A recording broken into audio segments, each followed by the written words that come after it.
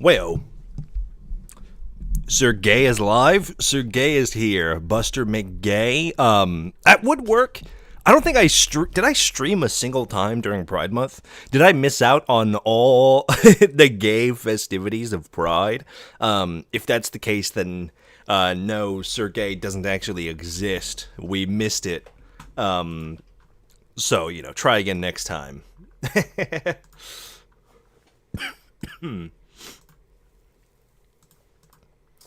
Streaming Rainbow Six Siege? No, never.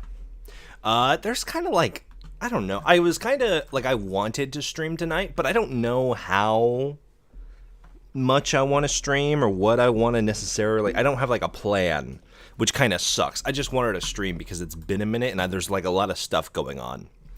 It's almost July 4th and I still hear firework bullshit. Yeah, we recorded a project with Crisp last night and there were fireworks going off. They've been going off here too. Hiding in the shadows? Yeah, hiding in those rainbow multicolor shadows. Been very, very afraid of the gay, I don't want it to catch me and bite me and infect me, or however that works. There's been a lot of stuff, and I'm kind of like trying to debate right now if I get like nasty or if I like would just do bullshit. Because there's some stuff that was happening yesterday. I know Hudson or Wendy, I don't know if you still are fine with Hudson, was there. There was some stuff happening. Mild Crisp was streaming yesterday, like morning-ish. He ended his stream at like 1 p.m. my time. And there was like some debates in chat on his stream going about like Gears 5 and like critiques about Gears 5 and stuff like that. So I was kind of wanting a little bit to bite more off of that, but like we had talked about it later that evening. And I feel like everything I had to say was said then, and I don't really have much else to do other than like bringing it up again. But like I've gotten more exposure to other more like small scale Gears creators, people that are like around my belt level. And it's not great. Because of course there's people like Shadows and Abs who like I'll have my criticisms of them, but they're just kind of like milquetoast. It won't hurt to use what the fuck? It won't hurt to use either. Okay, that's good to know. I'll probably just continue saying Hudson because it's like ingrained in me now, if that's fine. The fuck was I just saying? There's people like Shadows and King Abs who are like the bigger Gears YouTubers. And they're kind of, I have my criticisms, but like it doesn't really matter, right? Like I don't really care about the stuff that they do. I'm just kind of like I guess like disappointed would be like the best word. As somebody who like wants there to be more Gears of War content, as somebody who loves Gears of War and constantly wants there to be more of it, I would love if people who had a bigger reach and larger audiences did more with their content. But that's whatever. But then you get to like the smaller scale people who like have a lesser voice, but they still have a substantial voice. There's still like thousands of people watching their videos.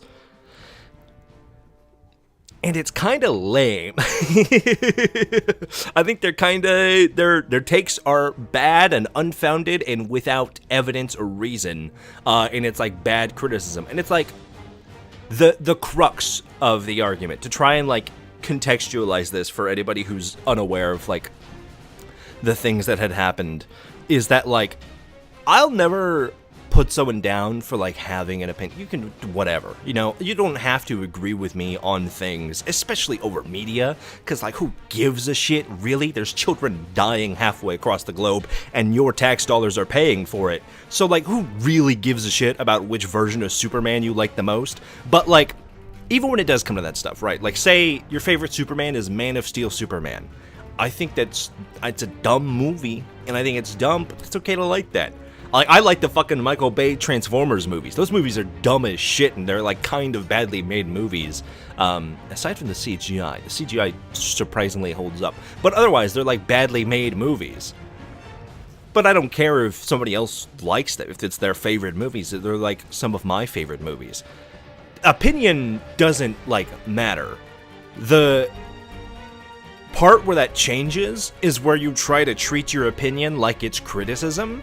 Now that's stupid, right? Like, I could say I don't like God of War 3 because of the camera, and I prefer the newer God of War games because of how the camera works, and that's an opinion thing. Now, if I say God of War 3 is actively a worse game because of the camera, well, I need to back that up with evidence, because otherwise that's just my opinion of I don't like the, what do you call it? It's got like a preset tracking camera from far away that's different in every scene. It's kind of got like the classic Resident Evil thing going on. If I just said that it's bad because of the camera, that's not anything. That's still my opinion. Now, if I were to introduce the camera being preset in the way it is, where you don't control it, is bad because there's a couple situations throughout the game. I literally just played through it for the first time like 2 days ago. There's a couple situations. There's not even a couple. It happens a lot where like you're trying to traverse through the environment and you can't get a good sense of depth. You can't get a good sense of the area around you because of the way the camera is set up and deployed.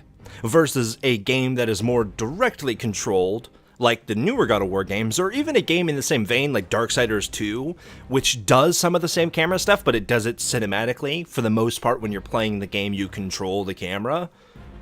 That is a much better example of the same techniques being executed in a way that improves the experience versus God of War 3, where there's a handful, not a handful, there's a bunch of cases where the specific camera choice, the execution of the camera movement detracts. It takes away from the game. That is the difference between opinion and, I'm not even trying to talk about God of War, but that's the difference between opinion and criticism. Criticism is talking about something specifically in a way that you're noting that it takes away from the experience. It is a negative on the experience. So there's this guy who was going through in Chris' chat, I'm not gonna fucking hedge and hide behind it. Extra Father, who's another like Gears of War creator. We just did a big collab with him on Carmine Forever, who's setting up another Gears of War game show type thing, like the Jeopardy thing we did a few months ago. But he was saying that like he doesn't like the newer games because Kate's writing is bad, and it's like that's opinion. That's not criticism of it. Not saying the camera is the problem. The game did not consider the limitations of the camera. Yeah, that's like the... Just saying I don't like the camera is opinion. But saying that like the execution and limitations of the camera and how that affects gameplay is a criticism of the camera and of the game. That's the difference. There's a difference between saying I don't like Kate as a character and I don't like Kate's writing versus pointing out specifically why that writing is bad, right? This kind of like changed. This guy, Extra Father, went and did a stream immediately after Crisps where he started playing Gears 5, and he just like he did like the hate watch equivalent of playing a game, and that's just the kind of like, to me that's disappointing. Because if you, it's totally okay to criticize something. I have that whole hour-long video talking shit about Gears 5 and criticizing it, but going into something in complete bad faith, just planning to shit on it and like take out some fucking steam on it rather than actually criticizing it or like building thoughts and coherent arguments, it's just kind of lame. It's just kind of like insecure, and I don't fuck with that. I don't feel the need to say that, but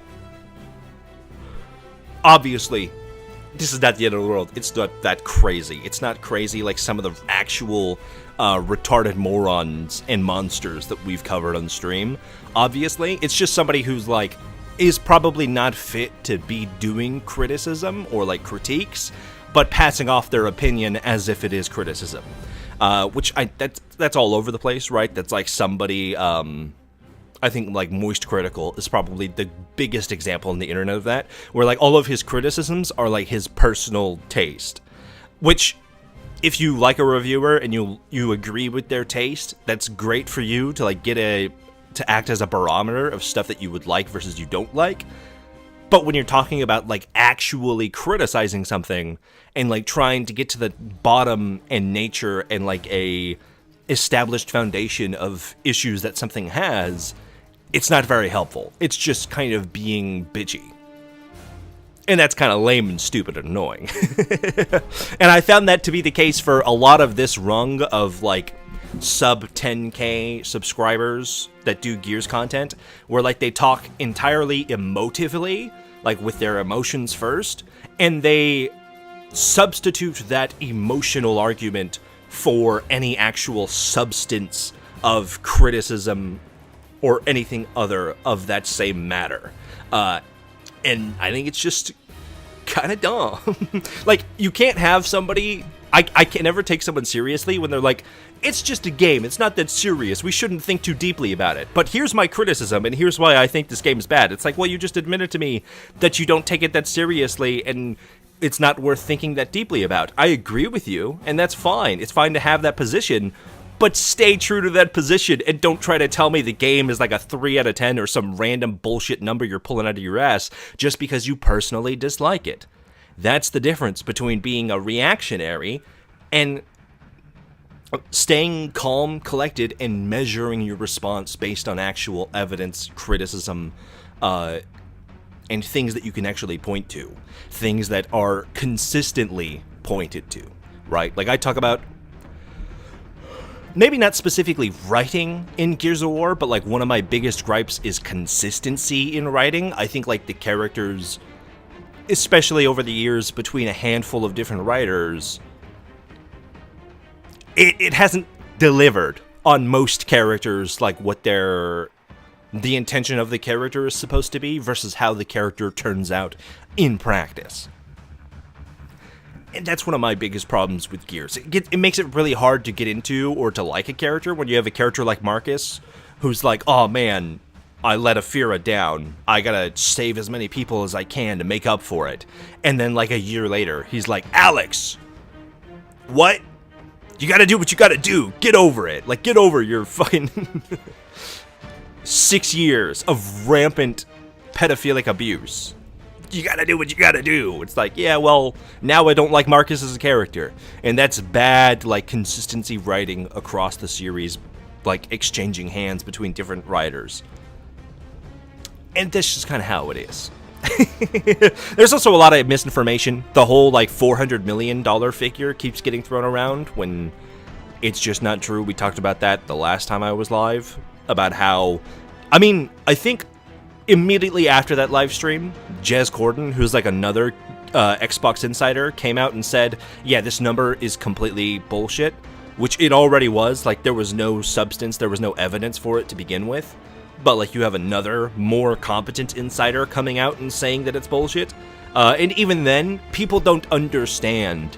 I mean, I'm not even a fucking expert, but, like, I have the slightest modicum of an understanding of how these budgets are being applied to AAA studios that are gigantic fucking multi-million-dollar businesses, than people who are just like, Gears of War E-Day cost $400 million? That means they have to make $400 million in sales to make up for it. No, that's not how it works. That's not how these kinds of studios work, and we don't even know what that estimate would encompass. Is that encompassing just the production of the game itself? Is that talking about marketing? Is that talking about, like, the production costs of manufacturing the collector's edition statues and the revenue that you're making off of that? Like, the number means nothing. It's just a big number that looks scary, and everybody repeats it without ever actually knowing what it means or how to apply it. And I find that endlessly dumb, because it gets us nowhere, and it just gets people talking about, like, ooh, big number, be scared. But they're not actually saying anything. And that's where you get back to, like, that kind of reactionary, clickbaity kind of stuff.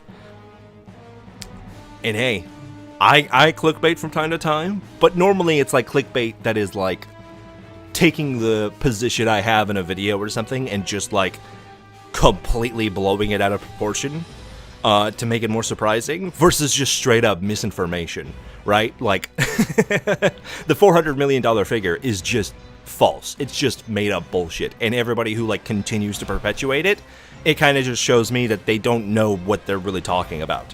Which includes those people like Shadows, who, I'm trying to think of like, I'm trying to be as like political as I can about like hedging to not be just like straight up mean. But like Shadows, I don't think is a very critical person. I don't think he thinks. Full stop. I think he just kind of regurgitates the stuff that he sees on Gears of War Reddit and Gears of War Twitter or the Gears of War Instagram page, and he just kind of makes that into content. And there's nothing wrong with that. I think it makes you a bad journalist and a bad like news source, but that's just kind of what it is. But like he falls for that same stuff, and he's the biggest Gears of War YouTuber around, relatively like full-time, like based around Gears of War in its entirety. And then even smaller Gears of War YouTubers fall into those same exact traps as well. So, kind of just where we are. And then I guess, I don't know, I don't have any, like, plans. Do we want to get into, like, gaming bullshit stuff? Or do we want to keep the criticism on? Because I've got a few different channel stuff for us to look at. Like, YouTubers who've posted stuff for us to gander at.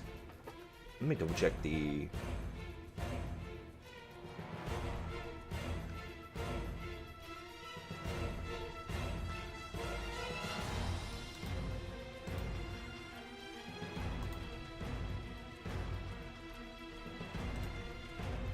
Ready for either? Well, thank you.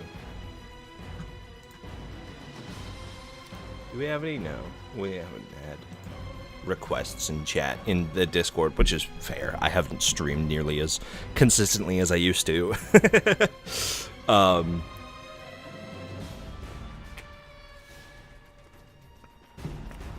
Okay, you know what?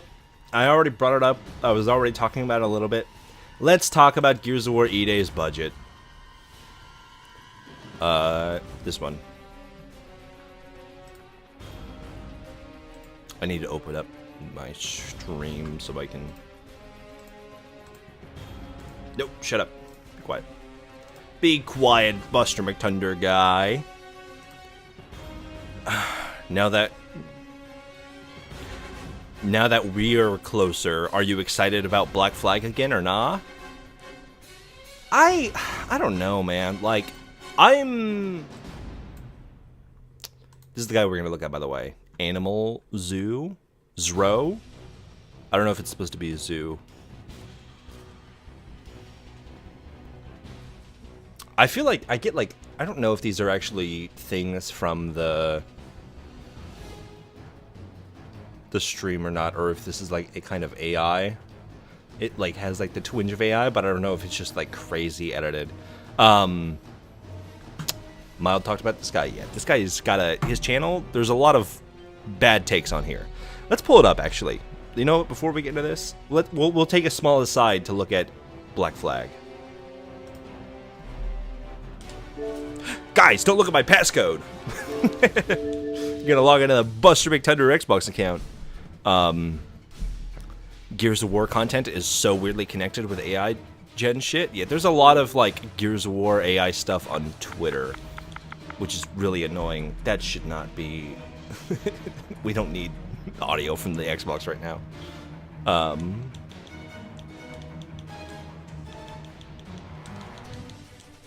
Black Flag. Nope, not. We need the L in there. That would be the wrong game. When does it come out? Next week? Can you show me? Take me to the page. Show in store. Sure. There's a lot of AI slop everywhere, but like Gears, especially because it's nicher and you have a lot of smaller creators. Smaller creators are going to be the most likely to use AI generated stuff because they don't have the pressure of like massive audiences pushing back on them for it. And it's not even, it's weird too, because like I'm not, we're gonna make another pivot into AI here. I'm not like against the concept of somebody who's like on a smaller scale using AI to like help their production pipeline. The problem with AI is that like it's all ethically unsourced, and if you're using it as like the chatbots, you're making yourself stupider. Like literally, scientifically, like it has been proven in studies, or studies seem to suggest that constant use of AI bots like ChatGPT or Claude or whatever the fuck, they make you stupider, literally. Like, they make you like 20% stupider. They put out so much misinformation. I had a close friend of mine recently, we were like talking about it, and he was like, yeah, I use ChatGPT as like a therapist. I'm like, that's awful. You shouldn't do that, because like half the things it's telling you is like just misinformation, and it will just literally limit your ability to think for yourself. There's nothing good about it in that way. As like a generative AI thing, like making assets, I'm not necessarily against it on principle of like generation stuff. The problem with AI to me is like, you have the environmental factors, which when it is optional, the environmental factors mean a shitload more. We're not talking about like cars. We're like, in America, you have to have a car, whether you like it or not. It's almost impossible to make do in America without a motor vehicle of some sort. Even if you work from home, you got to go to the grocery store, you got to go see your family, you got to go hang out with your friends, and it's almost impossible unless you've got a shitload of extra income, or you live in a city that supports the infrastructure for, you know, public transport. With AI, it is completely voluntary. There's nothing that like demands that you use AI to generate thumbnails or whatever. Try not to burp into the fucking microphone. So it's like the environmental factors that are completely opt-outable. You have, what do you call it? The legal stuff. I'm a bit less iffy on that. I don't necessarily care as much about that because like I'm very 50-50 on copyright, where I kind of, there's a part of me that thinks that it doesn't really matter, and I don't necessarily think copyright should exist. Like, ripping something off is one thing, but, like, obviously, everybody who's ever made a YouTube video is a little bit upset at the fact that, like, you can't actually use free use on YouTube. If you want to criticize a movie, you have to play by YouTube's rules, even if, like, a 2-hour cut of you reacting to it would fall under free use by, like, the criticism guidelines written in the law. So, like, that one is there, but I don't necessarily care. It's mainly, like, the environmental thing and, like, the cascading effects. But it's not, like, the AI itself that is inherently a bad thing, or generating, like, assets that's inherently a bad thing. It's the way the AI ecosystem is being used and abused by the, you know, the corporations that have long since taken over this capitalist hellscape we call a nation. What the fuck? I combined state and nation. Like, if there were systemic barriers in place to stop corporations from just axing half their employees and replacing them with ChatGPT, that's a much bigger problem to me. The fact that it's just going to keep happening like that. Rather than, like, I don't actually necessarily care if your thumbnail is AI generated. It's an issue because the way it's currently generated is just using resources for bullshit profit for somebody to stuff their pockets on a system that's not even necessarily that good, that you don't need to be doing. And it's just bad because we don't have safeguards in place to protect against abuse from AI in the same way that we have things that say your employer can't make you work more than 40 hours without paying you overtime, you know?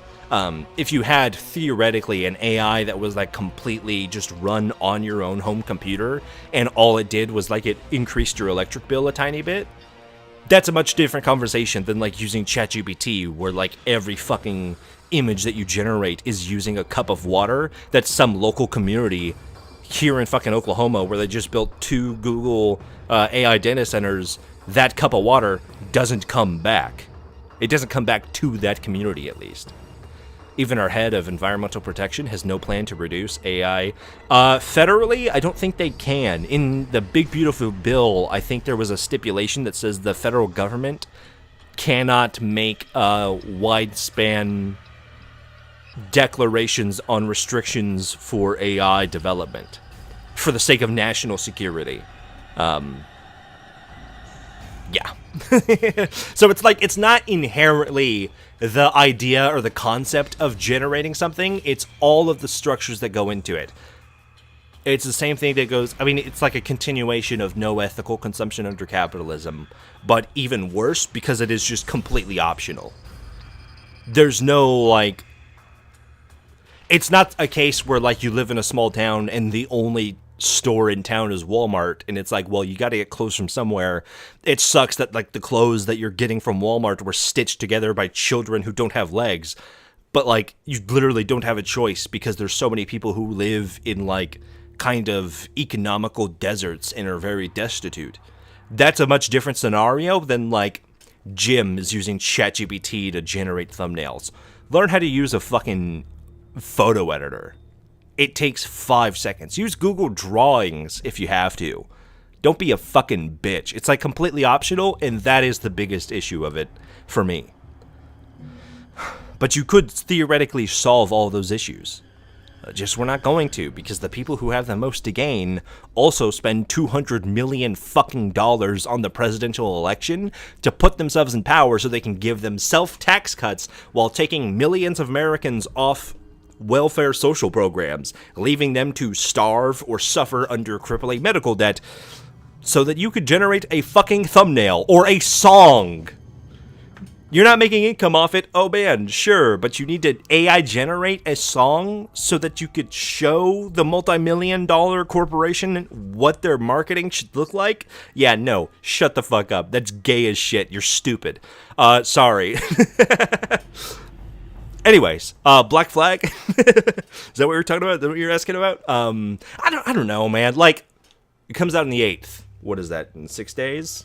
Next Thursday? Walmart literally using what used to manipulate the economy to get rid of the local. Yeah, they waited, come in, lower their prices because they could eat it, wait for everyone to go out of business, and then jack up their prices. They're literally, they pulled like old school oil baron tricks. What happened? Oh, pre-order bonus. I'm not pre-ordering it. I don't know, man. Like, maybe. If I have, like, nothing going on, I think this would be fun to, like, play for stream. And it'd be fun to, like, get into it and see how it compares. But I feel like I'm less interested in it now. With, like, all the E-Day stuff, and I've just gotten, like, tremendously busy in the last month. That's why I also haven't been streaming or making videos. I have, like, 3 or 4 videos that I recorded and just haven't edited because I don't have the fucking time. If I, like, have nothing else going on, I would love to, like, be able to sit down and do it, but I'm so fucking busy. And it's, like, it may have been, like, top 3 priorities for me, and then, like, the second we saw E-Day, it dropped down to, like, number 10. It looks gorgeous. Yeah, it does. It looks great. It doesn't, I don't see any, like, big red flags that, like, turns me off of it. It's just, like, coming out at a really bad time. Where I'm, like, full steam ahead. I'm, like, in the middle of my programming classes, and I'm trying to get, like, these big, like, Gears of War content productions up and running, and, like, trying to build out a, I have a show that I'll be running with Crisp starting in about 2 weeks from now, that'll be coming out with weekly episodes, and just trying to get a lot of work done on the back end to make sure that that is working as intended. Pain in the ass. So there's just so much happening all of a sudden. It's like the first half of the year I had nothing going on, and I was just kind of like, I don't know what, like, to do with all, like, the time I have. Like, I don't have anything to, like, focus on outside of writing. Which also, by the way, tonight at midnight I published a book, and you can find it on Kindle. If you have Kindle Unlimited, you could just get it on there, or you could find it on Kindle regularly for $5. It's called The Aviator. It's a sci-fi thing. Maybe we'll talk about it later. But that goes live tonight at midnight, by the way. That link? Oh yeah, I also linked it in the Discord for everyone, obviously. Glad you wrote it. I'm also glad. But, like, that's what I was doing for, like, the first half of the year, and then, like, the second that we, like, started hearing about E-Day, I was like, okay, time to go. So hopefully we get to work out more with that. But yeah, I'm kind of hyped for Black Flag. I just need the time. And I would be a lot more hyped for it, and it would be like more pressing in my mind if I had less going on. But there's so much shit happening that I can't even. Hope the writing process was fun and you didn't catch writer's block. Oh, I catch writer's block all the time. I have like 7 or 8 different projects running simultaneously, and each of them are about like anywhere from 10 to 50,000 words in, because I will just jump around and kind of work at them at different processes. I get writer's block all the time because it's mainly like the gaps in between big story beats that I like have to figure out where to take it. So like I can show you guys this. This is like a personal hardcover copy of The Aviator that I made just for myself and like friends and family. You can see it's a pretty thick fucking book. Let me see if I can get something to compare it with. This is Anvil Gate. This is the Karen Travis Gears of War 3 book. It's like pretty much right there with the just about the same size, maybe a little bit bigger than the paperback version of Anvil Gate. It's like 400 pages. This was like a paperback version prototype I made a year ago based off an earlier draft. This is like 62,000 words. The final draft is 106,000 words. So I had a big writer's block somewhere in here when I was working on the second draft, and I just scrapped everything and I started working on the third draft. So I get writer's block all the time. It just comes and goes, especially because like when I first started working on this, my skills as a writer were very different from where they are now. So by the time I got to like the end of like where this second draft ended up, I had changed, my skills had changed so much, and I had recognized that they changed a lot. So I like knew that I was going to go back anyways to better improve the final product. Anyways, we can come back and refocus on Gears here.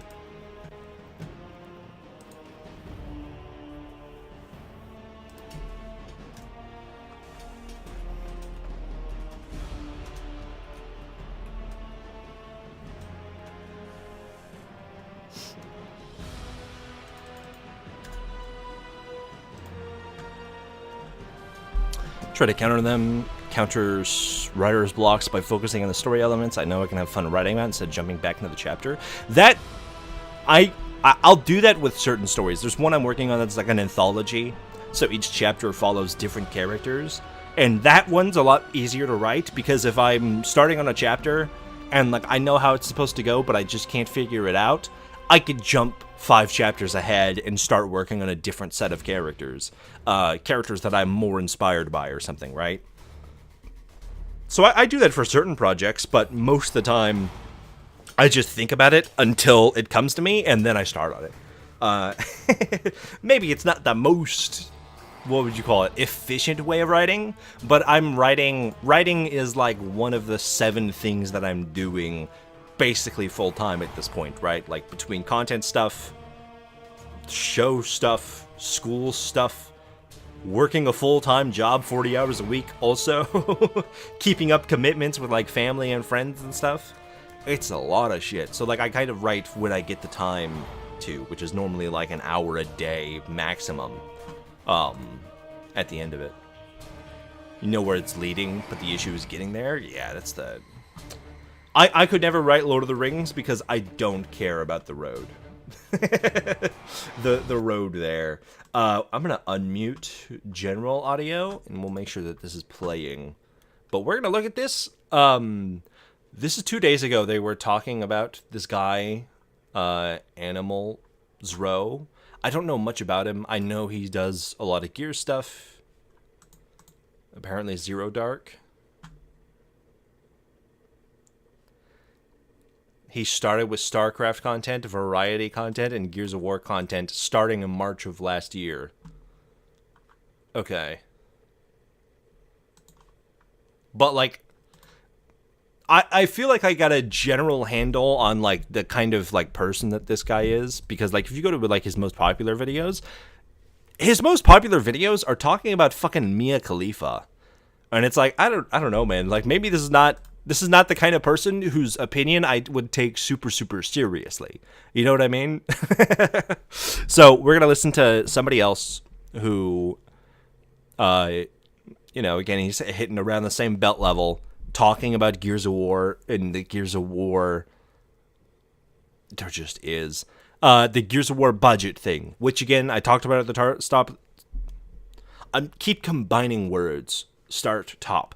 At the top of the stream, I was talking about how the 400 million figure, A, has been debunked, B, was never substantiated to begin with, and C, is being completely misunderstood by people who have no idea how AAA budgets work, let alone giant business, multi-million-dollar business budgets work. So I imagine there's going to be a lot of just straight-up misinformation in a video like this. Not even like... And when I say misinformation, I'm not saying that, like, these are people who are, like, specifically conspiring to share misinformation and to, like, mislead people. I say misinformation as in, like, these are people who don't necessarily know what they're talking about, and they are just regurgitating the same kind of rumors and unsubstantiated claims that just circle around the internet over and over and over again, and are harmful because it hurts the general community's understanding of something more than it does any good. And it's more so just like, it's like fear-mongering, but they're not, like, explicitly trying to fear-monger. They're just, like, using big number as, like, clickbait. They're just mistakenly spreading misinformation. Yeah, it's misinformation, but they're spreading it mistakenly. Exactly. I think that fits perfectly. Trying to decide. I'm going to stand for this. We're going up. Bye, chat. See you at the top. I love the standing disc so much, man. It's such a fun fucking bit. I think when we recorded this, like, another game show episode just a few days ago, and I sat down halfway through it. I muted my microphone so you're not listening to it in the game show, but you could visibly see me sinking all the way down here. As opposed to standing. I would wear my shades, but they fucking broke. Kick that over there. Well, I knocked over my trash can. That's not good. Hi, chat. Welcome to the good place.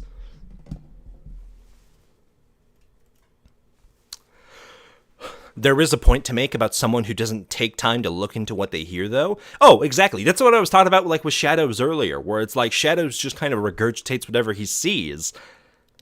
And I think that's bad. That's, like, bad journalism, and I think it makes you a less credible source. Because if you're not going to do, like, the most basic understandings, you're not going to take the most basic understandings of something. Even especially for someone like Shadows, who has been to the Coalition Studios in person and got to take a tour of there. You're telling me he doesn't have, like, a single person he could ask on the back end and be like, hey, is there any accuracy to this whatsoever? That's somebody who does have contacts, or you would think would have contacts and would have some way to shine some truth on the matter, versus just everyone kind of, like, blindly speculating without any actual concrete evidence of it. Can we go higher? As high as it goes? Damn. I need to get a taller standing desk.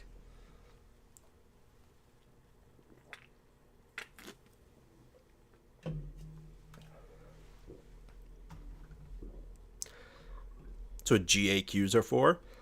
Yeah. Yeah, you would think.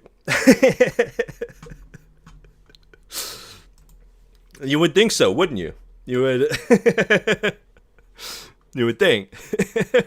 But yeah. Somebody who doesn't look into stuff.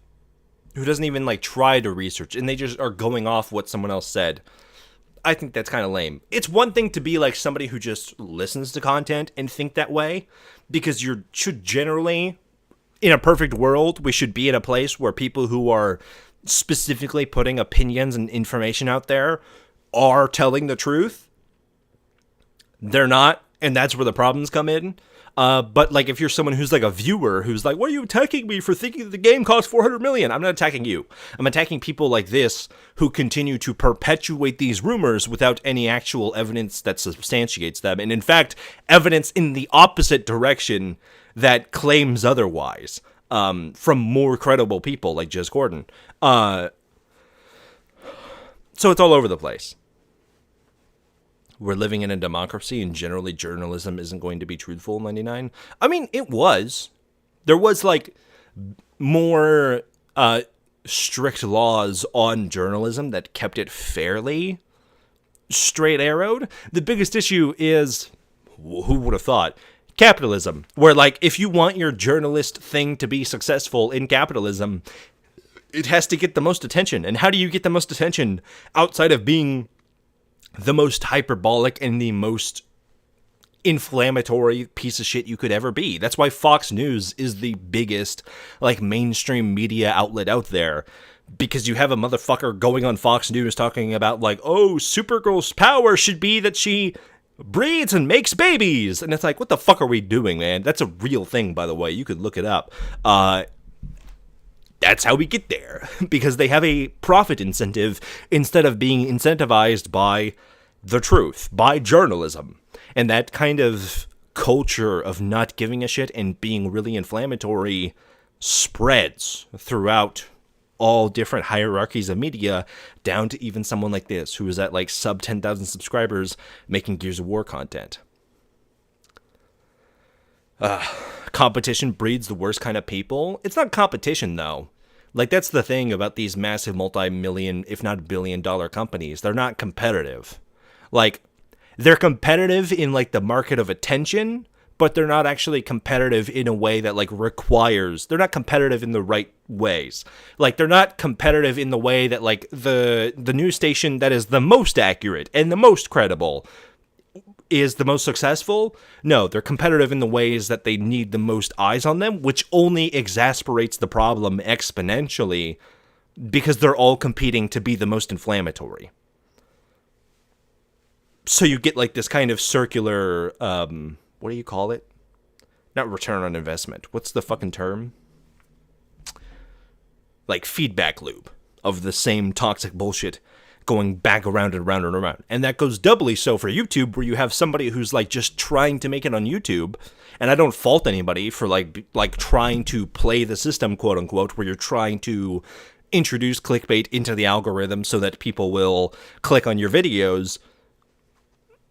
But that's just the cross section of people being profit incentivized rather than having, a spine. Or integrity, or having that kind of like that meaning baked into them. And that's just kind of where we're at. And there's so many things that have to be done. As much as I could criticize someone like this or Shadows or whoever for like being kind of bad at sharing information and not doing their due diligence when it comes to like somewhat of a journalistic endeavor, at the end of the day, it's not even their fault. It's the fault of this stupid, broken fucking system that we're under that allows a billionaire pedophile to become the president of the United States. And that's where we're at. And I feel like, I would like to consider myself pacifist, like especially in theory. But I do feel like we get closer and closer to the point where like people have to die for us to get better. But like not like widespread, just like very particular certain people.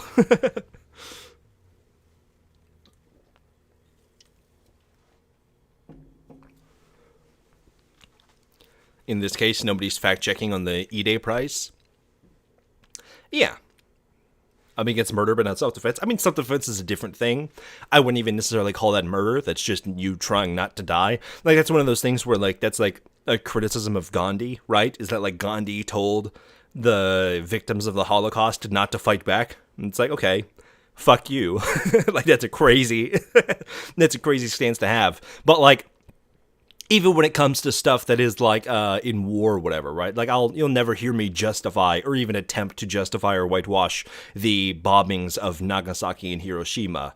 I don't think you ever can justify that. You could go, oh, but the war, it could have dragged on, it killed more people. And it's like, well, we did kill more people because the fire bombings of Tokyo and other cities killed more people than the nuclear bombs did. The nuclear bombs were just extra cruelty at a scale infinitely times higher. No. That being said, I feel like, somebody who like actually can land should be taking the shot, not just some loser who clips an ear. Like, come on, what are we doing? Get it together. Anyways, let's talk about the Gears of War budget and why everybody is wrong about it. Oh boy. With these games, it's kind of how you respond to adversity. Like, you have two options. Your first option is to run towards the adversity or the things that people are concerned. I believe this is also like cut out from a different stream. Like, this guy will do long streams talking about something like this, and then he cuts it into a bunch of different 10-minute videos. So we have Animal himself. I'm not sure who the guy in the ice hat is. And then the guy at the bottom here, the only one that's visible, maybe I should change that, is Extra Father, the guy I was talking about earlier, whose criticism of Gears 5 I found to be pretty unfounded. Oh, fireworks! Hoorah! America! Or whatever the fuck. Nope, that's the wrong one.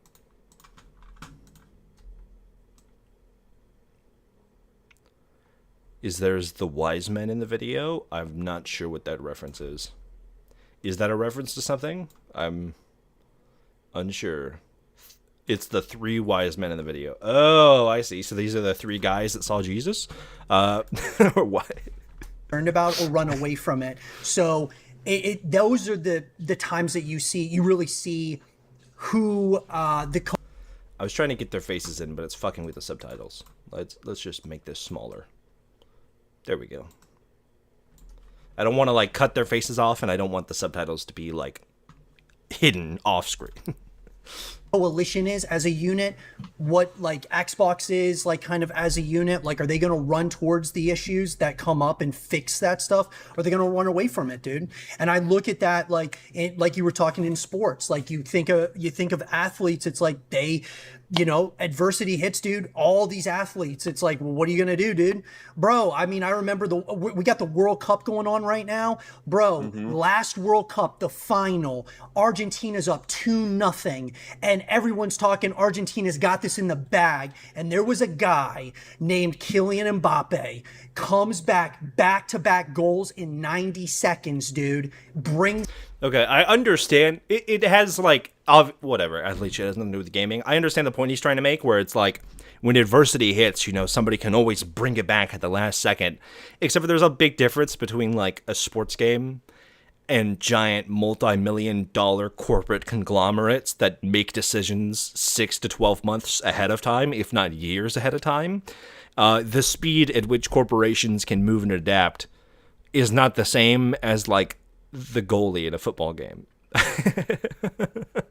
So I understand the basis of it, but it's not like a clean analogy. The game back, like puts the team on his back. Yes, Argentina won in the PKs, but bro, it's also not true. Like, you can't have a single person responsible for a corporation's success. It just isn't. Like, you could have somebody who's like in a leadership role, but that means you value the leader infinitely more than all the people who worked alongside the leader who were also responsible for getting it done. Like, one-man army is not how it's done. Cliff Bleszinski did not build Gears of War on his own. He had a team of 200 to 300 other programmers, artists, animators, voice actors, production assistants, production managers, people like Rod Ferguson, who made sure that all the voice recording got done.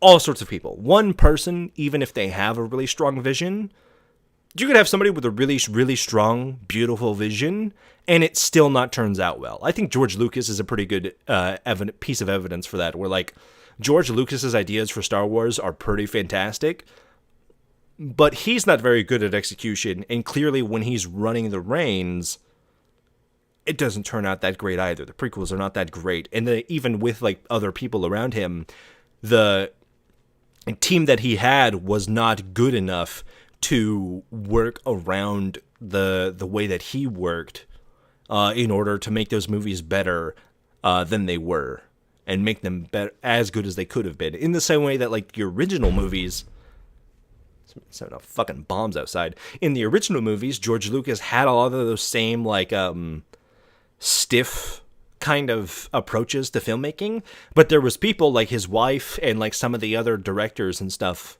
and production people on set who were like, hey, George, that's kind of fucking stupid. We're going to do it this way instead. And they turned it out being better movies. Indiana Jones, the movies that are also this, since it wasn't Lucas. Yeah, it was like Steven Spielberg's direction and George Lucas's ideas that really took those off. You can never, no project, especially projects at this scale, are made by one person. Unless it's literally a project made by one person, like Scott Cawthon or Toby Fox or someone like that, or the Stardew Valley guy. Unless it's literally one person in a garage, dumbing down the success of anything, let alone the success of a multi-million-dollar conglomerate like Microsoft, Xbox, and the Coalition to one person and one person's ideas is fucking stupid. Because even if one person is leader in the leadership role, there are sub-managers and, what do you call it? Like, not division. The fuck is the term I'm thinking of? I want to say district, but that's not right either. Like different team managers who bring their own ideas to the director of a project and the director signs off on it. That's how teams work. That's how production works. You know, if you've ever worked at a warehouse, it's exactly the fucking same, right? Just because they get the final say on everything doesn't mean anything, right? That doesn't mean that they are the one responsible for everything. It just means they said yes or no to it. You could have somebody who's a very bad creator say yes to everything and it just so happens to have worked out, and you could have somebody who's a very good creator and they say no to all the right ideas and then it fails through, right? I just hate these narratives that like one person is going to turn, someone like Ashra is going to turn the entirety of Xbox around, or if they brought back Cliffy B, the Coalition would make a good Gears of War game. That's not how it works, ever. And if anyone is ever saying that that's how it works, you're stupid. Bro, like that's the type of adversity. What kind of person are you, or what kind of team are you when things are not going well? You know, or people are whatever, they're getting on you about certain things or whatever. And so that I just want to see the Coalition run towards issues that arise, because it's just gonna happen, dude. It's gonna happen. So well, hey, you saw did you see the DM I sent you on Discord? I don't know. What? So that just dropped today. Earlier today? Oh, you're talking about the about the movie. Oh, yeah. Yeah, I did see. I did see that. Yeah. Did you look at the original article from that? From Screen Rant? Yeah, like what they were referencing. Yeah. The Entertainment Tonight thing. Yeah. So I mean, I don't know. It was a little generic, but at least we got some movement on it. So I'm gonna take that as a win, at least that it's still in the news. I think what they're talking about is there was an article, I think this is like a week ago now, where they confirmed that the Gears of War movie is still in production and supposedly is supposed to be about the origins of Delta Squad, which is just Gears of War 1. So either they're like pumping it up to sound like more generic for the sake of a wider audience, or it is just like a non-canonical made-up bullshit within the Gears of War universe. So wait and see. That's basically where we're at. Like, we know I think it's the screenwriter from the first Dune movie is working on it, and that's about all we know. We don't even have a trailer or anything. So we'll see. But until we learn about it, I don't really give a shit. Like, I was talking about this. I made a video about this at the end of 2022, beginning of 2023, and that's it. Talks about this since the 2000s. Yeah, Paramount was signed on to make a Gears of War movie, and I think that went in development hell and died somewhere around 2010. And then obviously Gears of War got sold in 2014 to Xbox, and it ended up in the hands of the Coalition, formerly Black Tusk. Holy shit. And then I think rumors of the Netflix movie have been going on since. I mean, there's always been rumors, whatever, but like the confirmation of the Netflix movie have been around since mid-2022. So it's been about 4 years that the movie and animated TV show duo have been in the works. But I feel like maybe they pushed a lot of that stuff back and they weren't in like a rush to get it done because they knew that like the gaming industry was kind of a mess in 2022. And they probably knew that like whenever E-Day was coming out, it was going to be pushed back a lot. So now that they are getting closer to release, they're like, oh yeah, we can just go full ahead on production of the movie so that it comes out at the same time that the game is still big and popular. Considering how long we've been waiting for a Gears of War movie and how long we've been told that they're working on it, you know, like Netflix. I don't know, man. Like I would not consider myself the kind of person in the audience of somebody who's like waiting for the Gears of War movie. I don't give a shit. Like I'm not a big movie man to begin with, and like the only movies that I've necessarily watched a lot of are movies that I've already heard good things about. But like I don't give that much of a shit. I would have to see it to know if I can really give a shit about it, but I'm not going to give a shit about a movie just because it's a Gears of War movie. I don't care. I care a lot more about E-Day because it's a game and we've seen the game. So it's a much different situation. Has got it. At least they're still coming out with information. They got a good director. Yeah. I mean, maybe it's looking good. I don't know, man. Like, we've been here before kind of thing, but I'm feeling a little more positive about it. And them kind of linking it to a little bit after E-Day, but before the first game seemed reasonable as well. Yeah, I mean, I don't know, dude. I still think the movie's a ways away. Oh, yeah. I think it's in like a development hell. We have no idea. This is all just going to be speculation because we have nothing about it at all. We don't even know if the script is done yet. We know there's a screenwriter. We don't know if there's a script. Oh, I mean, it wasn't. It's been in development hell over the years. I mean, I do think, yeah, there's definitely movement happening here, but yeah, I don't know. I mean, it's gonna be it's gonna follow Delta Squad. We know this now. I mean, David Leitch, I believe is his name, is the director. He did David Lynch, Lynch or whatever. Yeah, he did like Fall Guy. He's done a couple of movies, or bigger Hollywood movies. Yeah, I don't know. John Wick, right? Did he do John Wick? I don't know. Yeah, I don't think he sure, did. right? Oh, maybe he did. I'm not even sure. I remember from the TV, like back in the day, there was a TV series called Twin Peaks. Yeah, I remember Twin Peaks. It was pretty old. Joined us. I was talking to Alex about, you and I have talked a lot about the budget and this ballooning budget of 400 million and how it looks like it's, you know, budget's not 400 million. We have no idea what the budget is. These companies normally keep it close to the chest. The only time we've really heard about budgets concretely was at the beginning of 2024 when Insomniac, maybe it was 2023, Insomniac Studios had like a massive studio-wide leak and all of their financial stuff was leaked, including like their 10-year roadmap for the Wolverine game and a whole game and stuff. That's where we learned that Sunset Overdrive made like $500 profit. That one really hurts. But most of the time, we don't learn much concrete information. I also don't understand the fascination with budgets where people are like, oh, this movie flopped. Like, I understand it, and like it gives you an idea if we're going to get a sequel, especially if it's a movie you liked. Like Transformers 1 failing sucks because that means that Transformers 1 is not really going to get a sequel. But gaming is not exactly the same as movies, right? Where games always have an opportunity to make a shitload of money in a different way than movies do. And especially with the Coalition being like a core game, or a core game developer for Xbox, like I don't think the Coalition in Gears is going anywhere. Even if E-Day were a failure, I don't think that means that Gears of War is going on ice and never being touched ever again for the history of reality. I don't think that would be a bad thing necessarily. I think it just means that they would like change Gears to something else. Get it? To like a spiritual successor.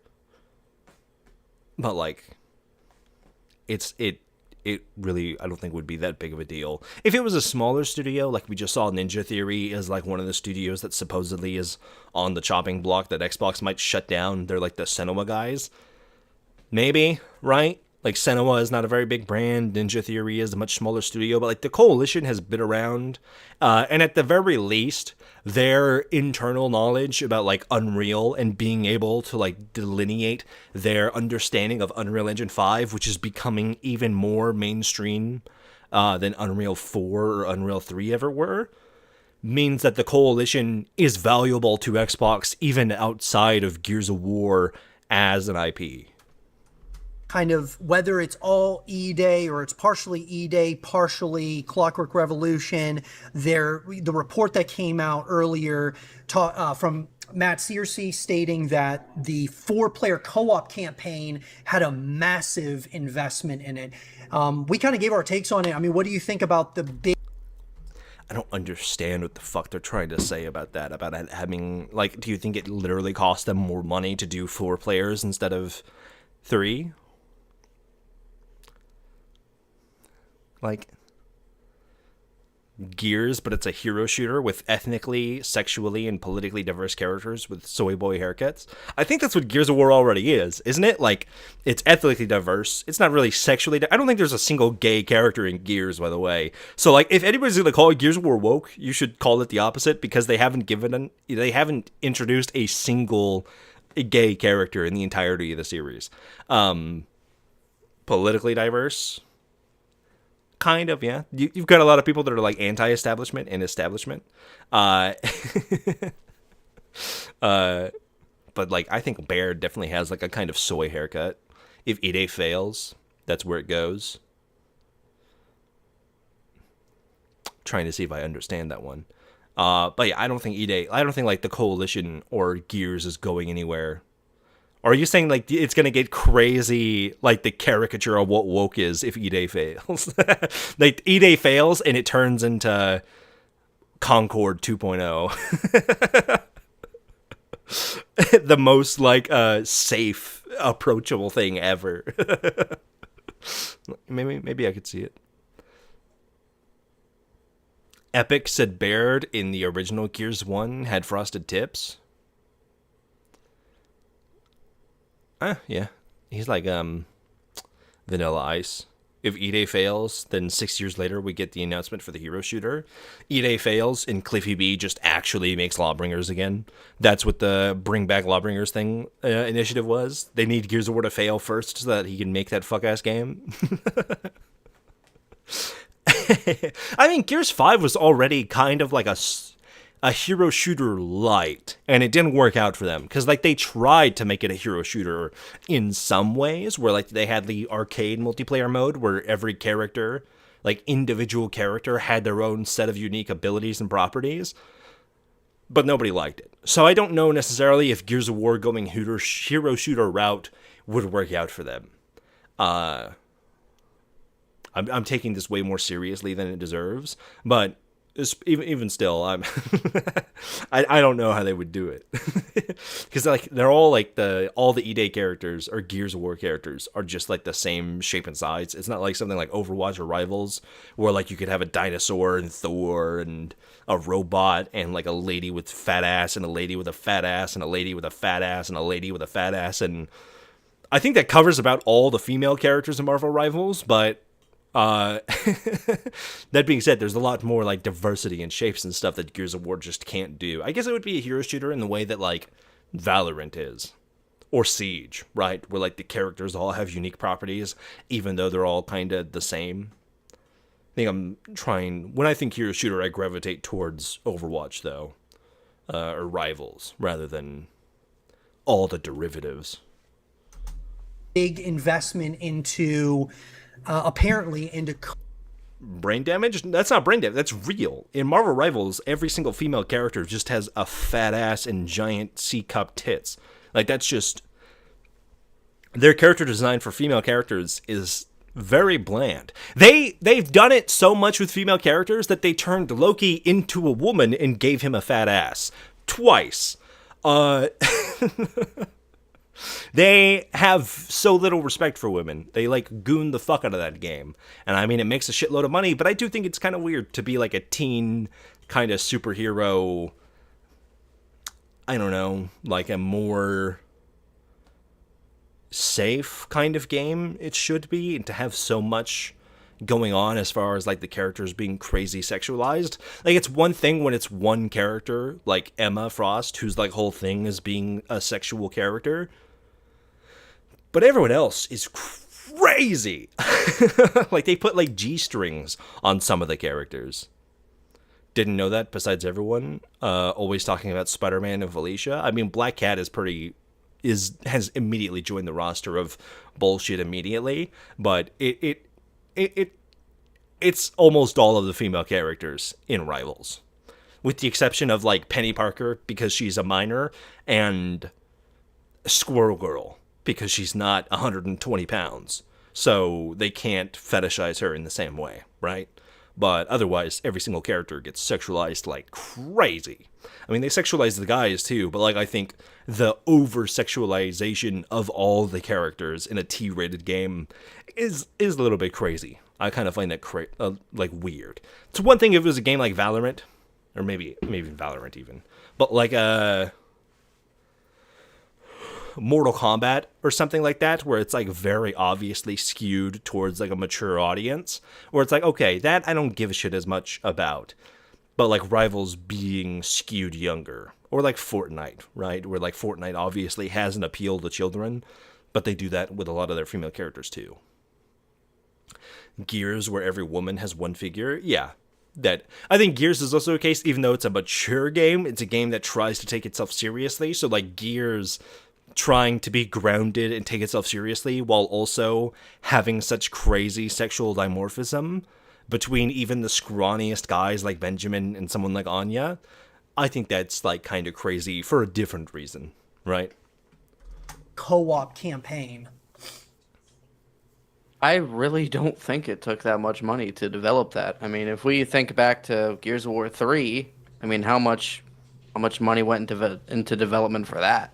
And we went into a lot of different things into Gears of War 3.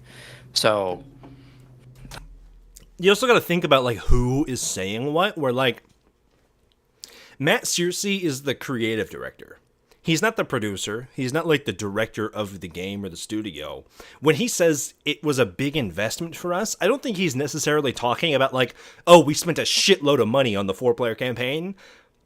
I think he meant it was a big investment creatively to get the 4-player campaign to work, you know? In the same way, it was a big investment for Epic in the first place to do a 4-player campaign with 3, because with Gears of War 2 and 1, you just have Marcus and Dom. So it's like they're there and any other character is kind of just supporting the cast, versus like Gears of War 3, necessitating that 4-player campaign means that you need 4 people around at all times.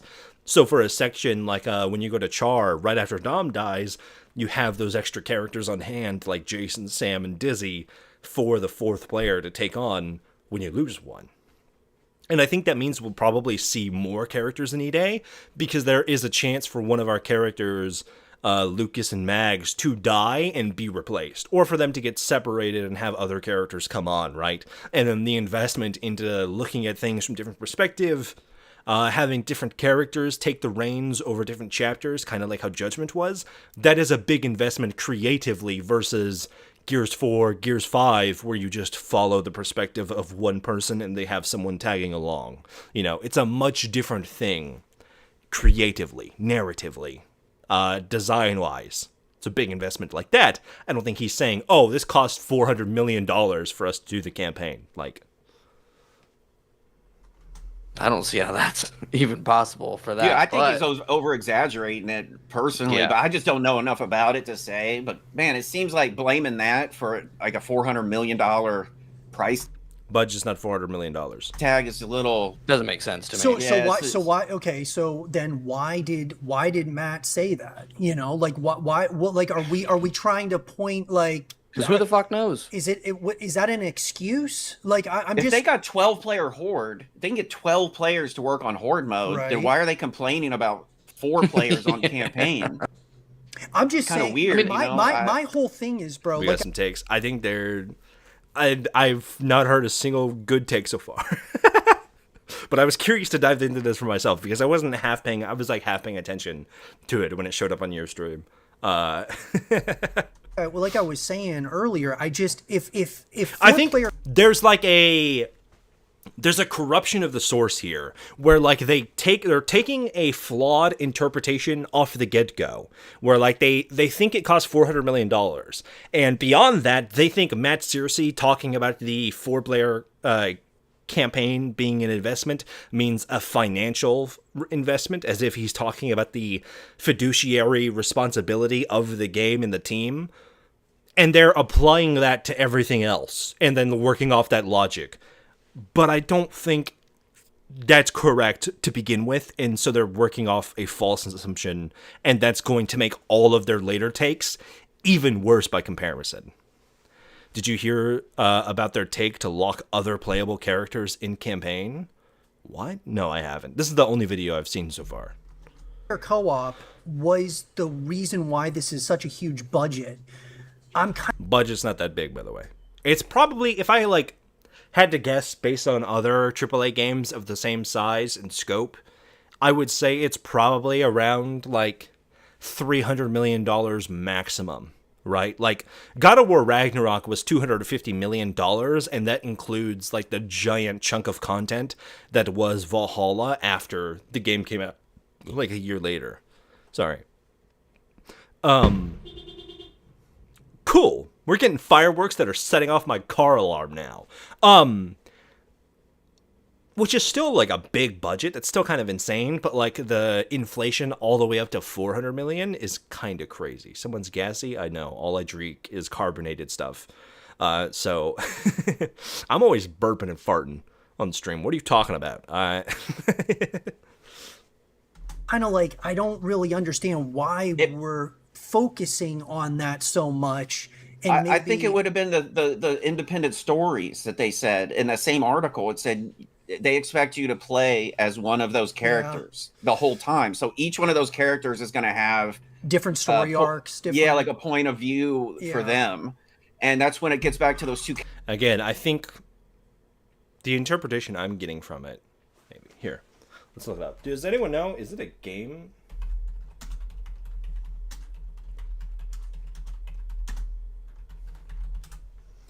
Let's try and find this. Isn't this recent?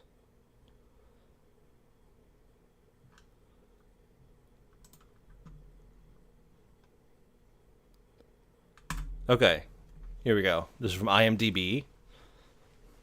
It's kind of that's crazy. Gears of War EA creator director Matt Searcy compared the game's 4-player campaign to the movie's Saving Private Ryan, Band of Brothers. I think Animal Zero wants people to come in and say yes, yes, yes instead of having a convo or just a fearmonger. That's what I was talking about earlier, where it's they're just spreading misinformation, not deliberately, not maliciously, but the things they're saying are just wrong and they sound scary, ooh, big number. So they're what was the fucking, what'd you say, Hudson? You said it better than I did, and I can't think of it right now. They're mistakenly misinforming people because I think they're also not that bright. What was the rest of this article? Oh, it's from Game Rant. Okay. Why the fuck did IMDb come up first? I don't care about ads not being displayed. Go fuck yourself. What? I don't give a shit. Compare the 4, which will cover the emergence of the Locust Horde. Yep. I want to see quotes from Matt Searcy. I don't give a shit about all those fluff. It's kind of like Band of Brothers, Saving Private Ryan, where you fall in this group and they aren't always going to be in the right place at the right time. Wow, that really says nothing. 4-player co-op supported in both the game's campaign and multiplayer horde. Some hefty PC requirements. How much of an impact campaign will have with fans. 2-player co-op split screen, available Game Pass Ultimate. Thank you. Oh.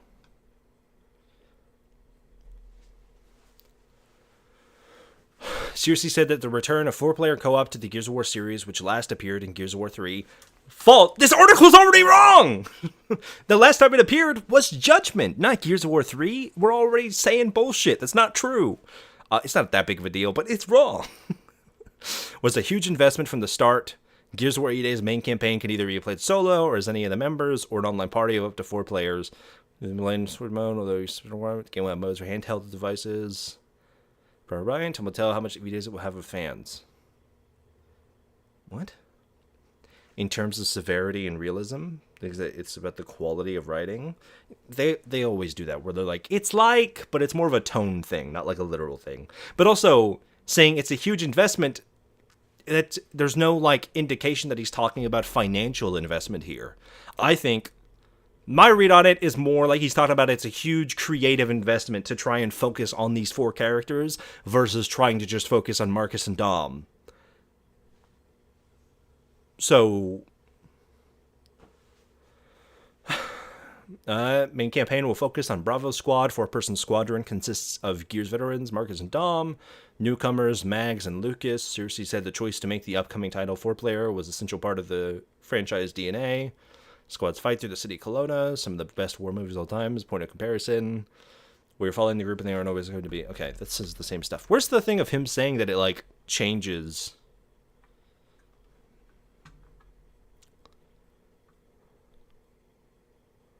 where it's supposed to be from different perspectives?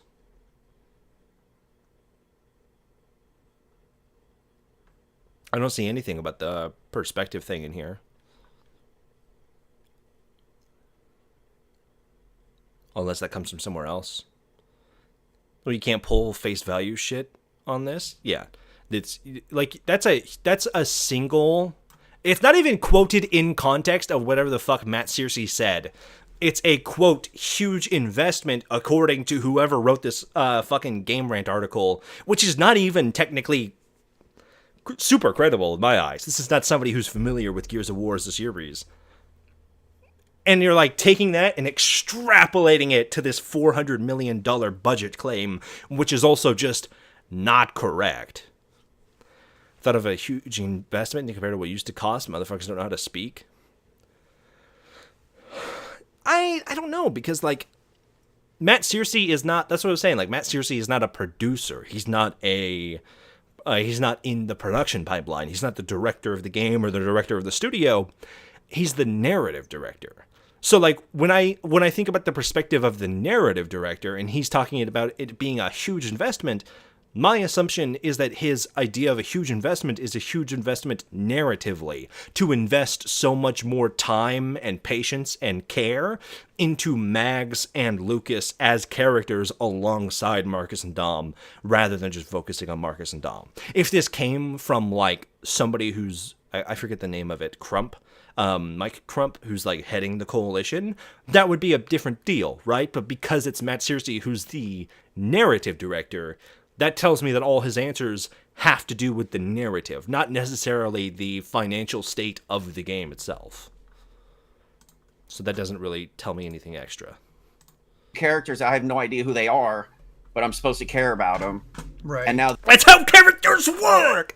That's how new characters work! You don't care about any new character before you learn about them. You didn't give 2 shits about Marcus and Dom before 2006. What the fuck are we talking about? That's a bullshit statement that means nothing. Like, yeah, I get it. You don't care about Mags and Lucas compared to Marcus and Dom now,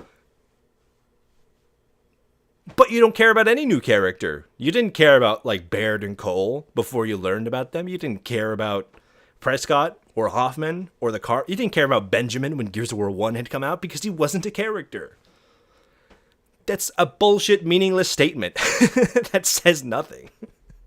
It's like everybody getting up in arms about the cube and God of War Laufey, where, like, it's one thing to say that, like, you think it feels a little bit goofy, but to be like, I don't care about the cube. The game's not out yet. How about you reserve your judgment about how important the cube is to the story when the game comes out and you can see the cube in action, right? they dedicated, you know, a half of the multiplayer, because there's 4 of them, so 2 of them have a dedicated campaign for them. It's just kind of... We have no idea. We're kind of just extrapolating off a few statements made in a sloppily written Game Rant article that wasn't even researched. So I feel like this is a stretch. Weird. Hopefully I like the characters. Hopefully I can identify with them, right, or something. But yeah, if you compare that to, like, just if you think about the first time you ever played Gears of War, first time. Yep, you didn't care about Marcus or Dom back then either. Ever, right? You're in a cell. A wretch is trying to get you. You're like, oh my God, there's a monster. I'm in jail. What is going on? Guy comes, breaks me out of jail. He's obviously my friend. You know, it turns out to be Dom. All of that stuff that happens is super compelling, super interesting. I am locked in.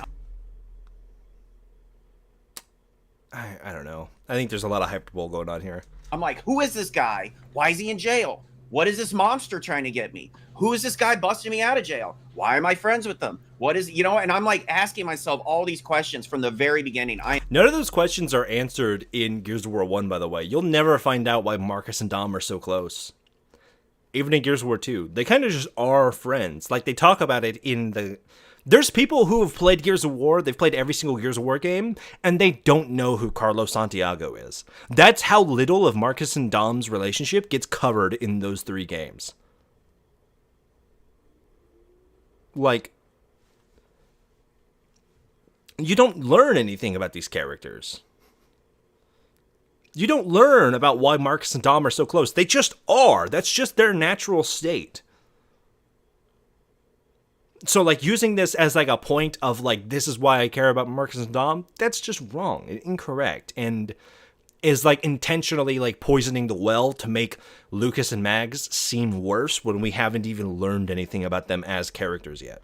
I'm absolutely into the story now. I want to know, like, what is going on? What is this about? Like, because back then we had no idea. It was It's also a much different comparison between, like, the first entry in something, your first introduction to the world when we literally know nothing, and a prequel being made 20 years after the fact with, like, 7 books, 20 comic books, and 11 games backing it up.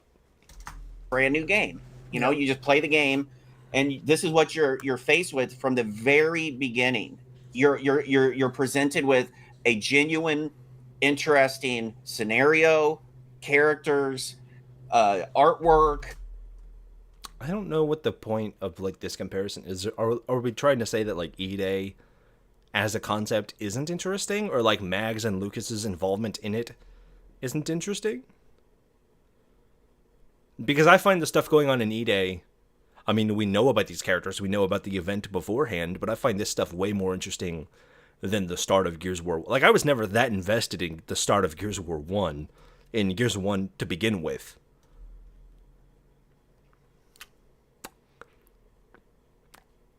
I don't know. You go right into a fight.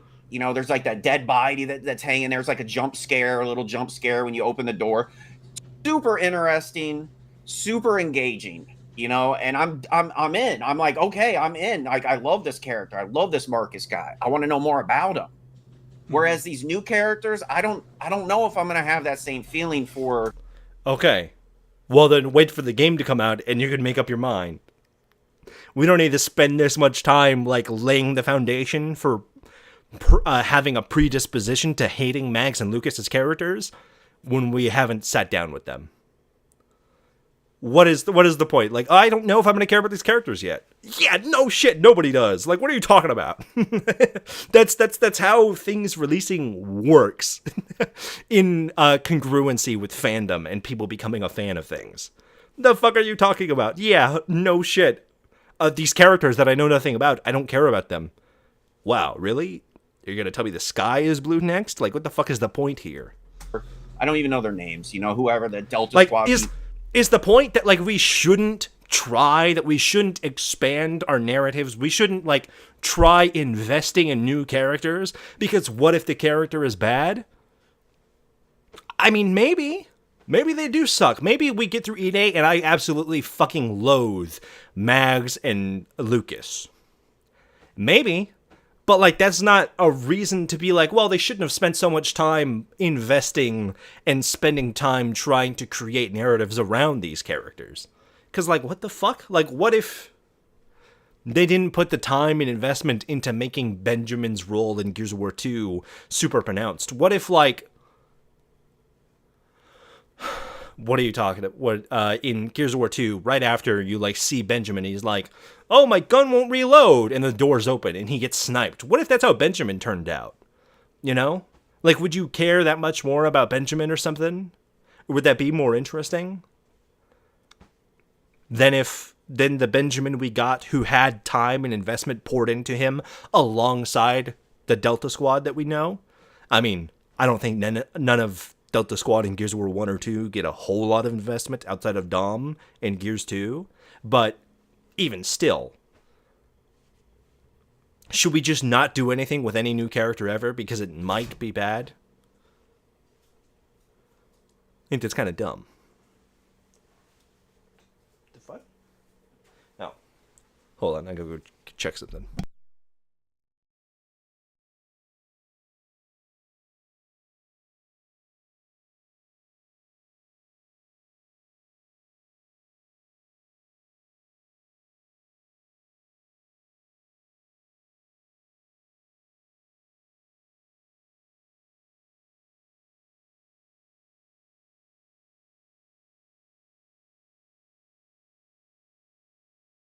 I'm back. Cole has barely anything going on with him. Yeah, Cole is not really a character. He's kind of just comedic relief until Gears of War 3. And even then, he gets his moment in Hanover, and that's it. He goes back to being comedic relief the second Marcus and Dom show back up. People are. Because in my mind, it's like... Bravo? Or Bravo? Yeah, is that Bravo. what it is? Yeah, Bravo Squad. In my mind, Marcus and Dom are the guys, and everyone else is kind of like a cannon fodder. So, like, what? We're not allowed to have a Gears of War story that features anyone else but Marcus and Dom? Does that apply to Baird and Cole? Or Baird and Cole is cannon fodder? The Carmines? Anya? Hoffman? Everybody else is just cannon fodder? That's crazy. It's a crazy perspective to have. That's like the perspective of somebody who doesn't give a shit about the story. Which, hey, it's okay to not give a shit about the story if the only thing you want out of the story is like, brotherhood, and like some explosions and a chainsaw happening. Sure. But, like, don't try to tell me that you're, like, thinking deeply or you have, like, genuine thoughts about the story when your perspective is, I care about Marcus and Dom and everyone else is cannon fodder. Because, like, okay, you just don't care about the story then. Be upfront and honest about that. Don't try to, like, tell me that you're trying to be introspective about the story that we haven't even gotten yet. It's kind of crazy.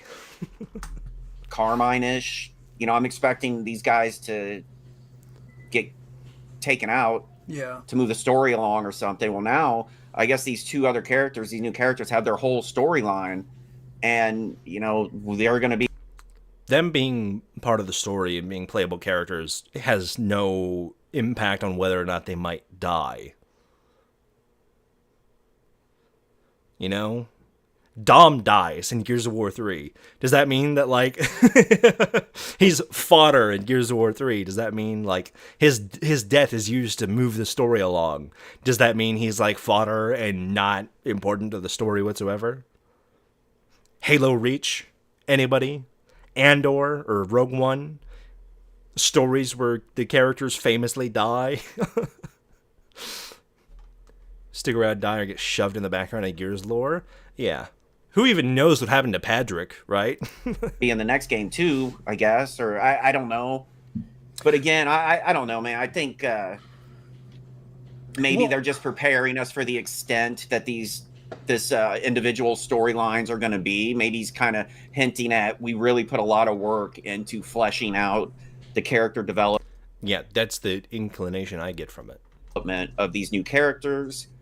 We put a lot of effort into that, a lot of money. Yeah, I love that. Hopefully, dude, I'm all in because I mean, dude, Axtra and I, we talked about how the most important thing with Gears of War E-Day when it first comes out is the campaign. It's the most important thing. And now, is it going to be the most? I don't know. I feel like that's very old school way of thinking. Like it matters for like the fans, kind of like the quality of the campaign matters to like how much the fans adopt the game. You know what I mean? Where like the campaign of 5 being bad is the reason why someone like Extra said that it's a 3 out of 10 game, even though by his own admission he's poured thousands of hours into the PvE and the PvP stuff. So like it doesn't matter about like the rest of the kind of game is there for longevity, but the campaign only really matters as far as like the community, the fandom is going and willing to adopt it and like to feel proud about saying that they like the game, because you know having an opinion that goes against the grain would be crazy. But I don't think it's the most important thing for the game in and of itself. Like the fan base getting adopted to it is one thing. I think the longevity of the game comes through the multiplayer and the horde mode and stuff. So I think those are just as, if not more important, for E-Day to be viable going forward. Like, look at Space Marine 2. The story in Space Marine 2 is pretty okay, and like the fan base is okay with it and they like it. But like Space Marine 2 has not stuck around with a very passionate, loyal fan base for 2 years now because of the campaign. It's stuck around because of the PvE stuff, because of the operations, and people want to play and customize their Space Marines and continue to do the missions and continue to play the Siege mode, the Horde mode. The campaign hasn't kept that game alive for 2 years. Everything else around it has. The campaign is just kind of getting people's foot in the door to being invested in the rest of it. But like we've seen before, a Gears game can have a bad campaign. I don't even think Gears 5 is bad from like a design standpoint. I think it's on par with the rest of the games. People complain that Chiron died off screen, but that's a GW thing. That's not a Space Marine thing. Like the game design, the level design of Gears 5 campaign is much different than the story, right? That people obviously don't resonate with. And I'm not even the biggest defender of it. I think people are just, they give it unfair or incorrect criticisms. People clearly cared about his character. Yeah. But saying it's the most important, I don't know. I feel like that's like more, it's debatable, I guess. Like it's more the case of like, do you think getting people in the door is more important than the game's longevity? Because like the campaign could be solid and like the story is super well written and people come in the door, but then like what if like the PvP is so astronomically ass that like the game dies like Reloaded, right? Like is that the sign of like a good game where like people love the nostalgia pandering of the campaign and the story, but they don't stick around to play the multiplayer, or like new people don't stick around to play the multiplayer in the Horde mode? That's a big difference, you know, in like how the game comes out. That's something like Tactics. Like Tactics had a perfectly okay campaign. It's a much different kind of game in general too. I guess like maybe Ultimate Edition would be a better comparison, where like people liked the campaign generally. Like the only real issue that people have is like the art design that's like completely subjective. But like I'll defend it. I mean, I'll defend it in the way that like Gears 5 is not any worse than any of the other campaigns. It's just the execution of it. Like I think people can't divide the execution and like the emotions they get from it that the older games kind of manipulate you into without actually having the evidence to support it or the consistency to necessitate it. That Gears 5 doesn't fall on those, and it lets the writing and like the characters themselves hold it up, and it does a very bad job at that. But I think Ultimate Edition is a good comparison for like what I'm talking about, because like the campaign is solid. It's just Gears of War 1 again, and it looks pretty. But people didn't really fuck with the multiplayer. A lot of people don't like Gears of War 1's multiplayer. There's the old heads who do, and I kind of fuck with it from time to time. But like the vast majority of the Gears fan base moved on to Gears of War 4 and Gears of War 5 because they're just better to play. Judgment, that's another. Yeah, a lot of people didn't like the multiplayer, but the campaign was okay. It was solid. It's one of the things that like Judgment doesn't necessarily do a bad thing on. The biggest thing is like I think like the game design of Judgment's campaign is probably the worst of all the different games. Well, yeah, there's so much like nuance going on here that I don't think you could ever say that like the campaign is ever the most important thing, because most people play the campaign once, maybe twice, maybe 3 times. Oh. Most important thing in a year? Probably not. It's probably going to go, you know, the campaign's most important at first, and then the co-op modes, and then multiplayer. And multiplayer is going to keep people coming back because it's probably going to be consistently updated. I mean, sure, there's probably going to be consistent updates with the Horde mode, or, you know, we're going to get to the roadmap here shortly. I mean, how many people do you think are realistically, outside of maybe us crazy Gears heads, are going to play the campaign utilizing each character? I mean, Extra, how many people you think are going to do that? 5%. Yeah, it'll probably. Does it matter? Like, I think that only matters if like the playing as different characters gives you different things, right? Like, how many people play through Telltale games multiple times, or Dispatch, or a game like that multiple times to see all the different options, or any RPG, or like anything of that matter, right? Is there a huge... I don't think that number's very huge either. I think everybody would just go up on YouTube and look up other endings and stuff. So if there is differences between the characters, that doesn't even apply to games where the whole game is about the choices you make. So I don't think it necessarily matters for Gears. This is the kind of criticism that's kind of built on nothing. Probably be a small number. Very small. Maybe, if you're lucky. We will. I mean, you know, because it's content, you know, or whatever. Yeah. And I mean, especially if it's compelling, I mean, yeah, we're going to play it. But like, I think a lot of people are going to play the campaign one time, and then they're going to move on to the co-op and then the multiplayer eventually. This has been true of like every single Gears of War campaign and game ever. Why would that be different or be bad for E-Day? We're kind of just saying nothing. I think the campaign is important because of the marketing leaning on it pretty heavy. I think that's been true for all the games, though. Like, Gears of War 4 is maybe the only game that I remember having, like, extensive, like, multiplayer and horde trailers ahead of launch. Every other game has, like, focused in exclusively on the, what do you call it? The campaign. Like, Gears of War 5 did that. When we first saw Gears 5 announced and stuff, we just learned about the campaign. When they talked about it at E3 or the game showcase, whatever, 2019, like 3 months before the game came out, that was when they finally sat down and they're like, oh, here's Escape, here's what the gameplay looks like. But that was like 3 months before the game came out. So maybe, you know, sometime this month when we get the beta is when they want to tell us about the gameplay. I would assume that's why they didn't talk about the multiplayer stuff, because we're going to literally get hands-on at the end of this month. They want people to replay the game so much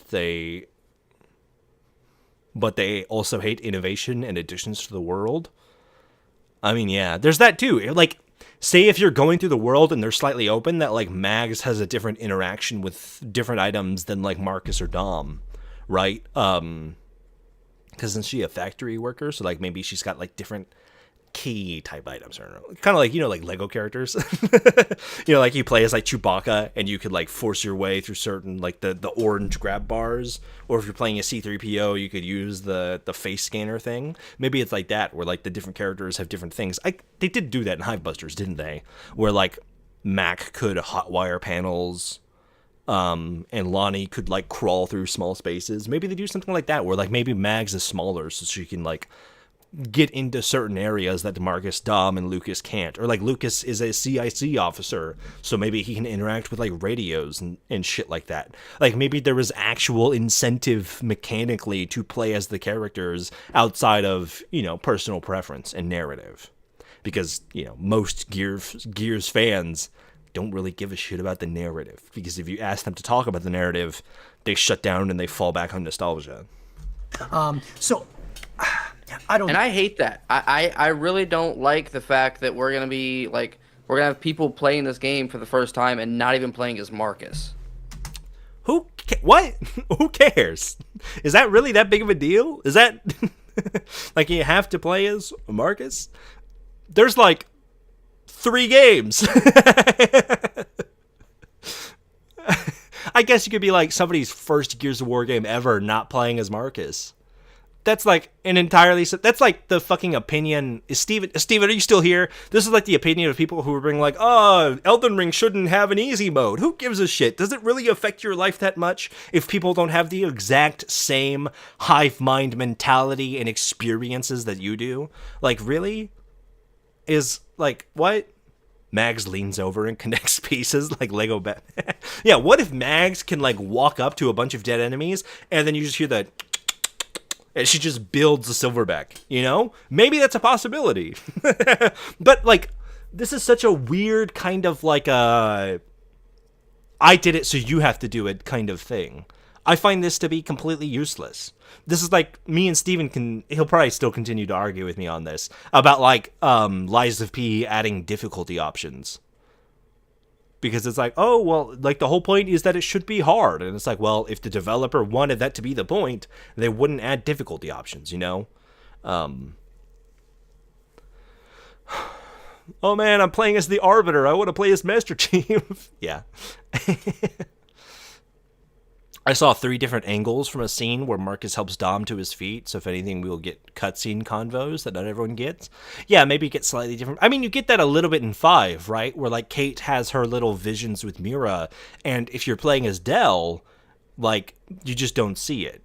It's, like, hidden from you. And I think it'll probably more in that case, where, like, you're kind of seeing stuff from the perspective of the character you're playing, not necessarily that it'll be, like, a completely different level setup.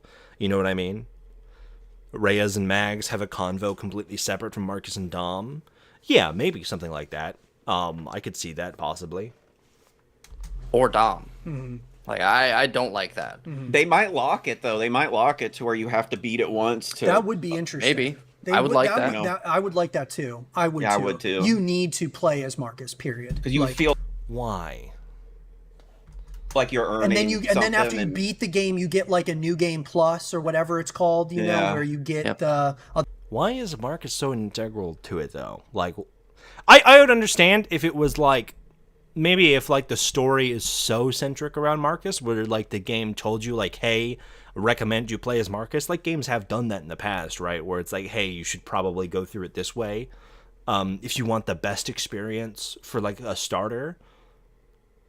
But that is, like, I don't know. That's just such, like, a vain idea. That, like, the only reason I can think of to justify that is, like, you want to, like, instill the nostalgia and that make sure that everybody has the exact same experience of the game as you do. I don't know. I think that's kind of like a stupid idea. Like, it's stupid as like a necessity, you know? Like, I understand like the general air of it, being like, it has to be. Really? Like, it has to? Really? Other characters? Yeah, that's a good point. I would love to... Yo, the Coalition's watching this. That's a really good... I like that. Lock the other characters. I mean, But the thing about that, though, is you're not really locking them if you're doing the co-op. You know what I'm saying? Because if you're doing co-op... Oh, yeah, that means someone's already playing the other characters. You're right. There's not going to be a lockdown. It's not going to be like I'm Marcus and then extras Marcus. So, like, if you play Gears of War 2 co-op and you, like, play as Dom, is the game worse because you're not playing as Marcus? Or if you play Gears of War 3, and Gears of War 3 is the first game you've ever played because your friends got you into it and you're playing 4-player co-op and you're playing Jace, do you have a worse experience of the game because you're playing as Jace and not Marcus? Is that a... is that like a thing? These characters are going to be lame. I want them to be locked as a reward. I don't think that, like...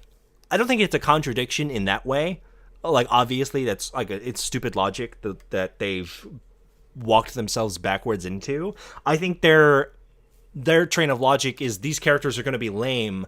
I want people to be forced to play Marcus for whatever reason rather than playing the new characters. But I don't see what the harm in it is. Because, like, if you're coming into it as, like, the very first time, Marcus is on the front of the cover. I feel like most people, even if you haven't played Gears before, would recognize Marcus and be like, well, I'm just going to play as the main character guy. And then if somebody wants to play as, like, a different character because they're like, you know, like, I feel more gravitated towards this character. Like, you were talking about how, like, you liked Gears of War 1 so much because you related to Marcus as a character. I don't know how. He doesn't really have a character in Gears of War 1. He's just sort of like, Dom! But, like... If that's, like, your thing, that, like, you care about these characters being good because you want people to gravitate towards them, why not having the option where somebody's like, oh, Mags is a woman, maybe, like, the person playing it for the first time is a woman, they're like, I want to play as the female character rather than playing as Dom! Like, maybe that's the choice they want to make because that gets them more invested in the character. And then what's the harm in that? Outside of more options and being more inclusive to a wider audience of people who will be coming into the game. Like, I can't, as like an absolute thing, I cannot think of why this should be the case. And why it would, like, make the experience so much worse outside of you're coming into this with a bias that you personally like Marcus and Dom more than Mags or Lucas, because we haven't had a chance to learn about Mags and Lucas, and you're already shutting the door on them and not even giving them the chance to grow on you to begin with. Not even giving your chance to be excited about it. And then Alex's Mark, like we're all four Right. Marcuses running through the campaign. That's just not going to happen, bro. So yeah, Well, who here in the chat? Who here played Gears of War 3 for the first time and didn't play as Marcus or Dom? Who? I know I didn't. I definitely didn't. I didn't. I played through the entire series as Dominic, and let me tell you, or as Anya, for the latter half of Gears 3, and let me tell you, I still love Gears of War. I probably love Gears of War more because I was introduced to it, to playing it multiplayer and not playing as Marcus, than if I played through the entire game. So, like, whenever I play through these games solo by myself for the sake of reviewing them, it is a slog. As, like, solo games, the stories are kind of fucking stupid. They kind of, like, are not great. They're not, like, awful. They're not horrible, but they're not great. They're like Resident Evil stories. So, like, I don't understand how, like, having the option reduces or whatever. That was Extra's comment. Yeah, I heard him. Man, but hey, dude, who knows? You know what, guys? Let's I'm gonna be optimistic about it. I mean, you know, we've got new characters. It's cool. Like, what's cool is that they are. If they do have different experiences, I think that'd be cooler. I think it would be too, because that would give you a reason to replay it. If it is just like the same story, but like from, you know, you just play as a different character, then yeah, that is kind of lame. Introducing new characters, whether we love them or not, we're gonna. And they have that in Gears 5, by the way, where like if you're playing a solo, you have to be playing as JD or Kate. Like you can't be playing solo and choose to play as Del or Jack, right? You have to play as like the character whose perspective is most important. Anyways, I think that whole conversation was fucking dumb. Did we watch another one? Let me scroll through this and see if there's anything that like sticks out to me. I don't know what the fuck is happening there. That looks like AI to me. Is that the guy from like the tech demo in 2020, or is that just AI? Because that kind of just looks like AI. This guy with the mustache here on the left. And that kind of just look AI, like standing behind. Is that supposed to be Dom? Or is that like what is that? I hate these titles too. Like this is like clickbait. What is happening to Gears of War E-Day? These titles look like they're AI generated. Just kind of crazy.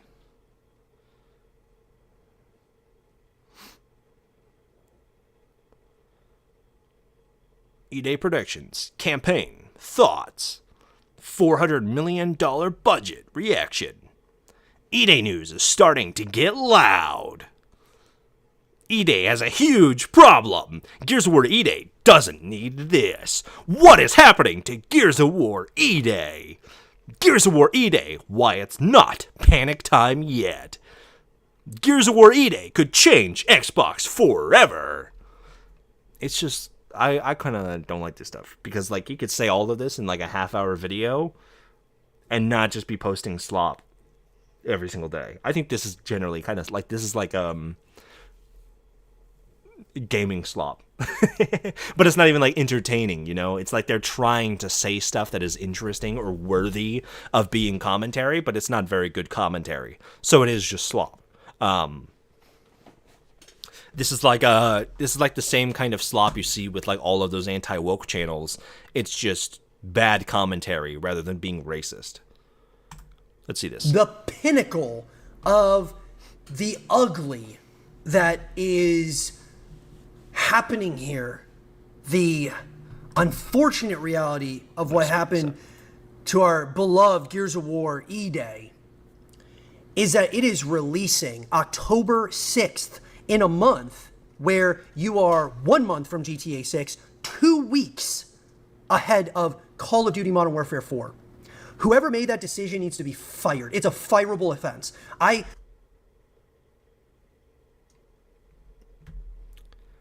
I guess. You want it to come out after GTA 6? You want them to push it into like the beginning of 2027? You want it to come out in the summer? Like, gaming news only really goes on for about a week, 2 weeks, maybe a month if it's like a game of the year contender, like what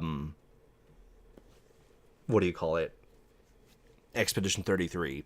I don't think Gears of War E-Day that is. Gears E-Day has its niche audience. It's like Space Marine, right? Where like Space Marine 2 came out around the same time as like all the heavy hitters like Call of Duty and Battlefield, but it has its own niche audience. You know, there's no other games like Gears. I don't think there's a huge crossover between people that are really wanting to play Gears and people that want to play GTA. Plus, there's a whole month before it. It's not like it's coming out within a week. People can play Gears E-Day, have played through the entire campaign, played through the Horde and the multiplayer and stuff, and then go play GTA a month later.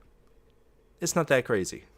A month is a long time in terms of internet content, and if you're thinking about it completely from content, which I think this guy is probably trying to do, and even as like the news cycles of gaming and stuff, I feel like if you're saying that, you just think that Gears E-Day sucks.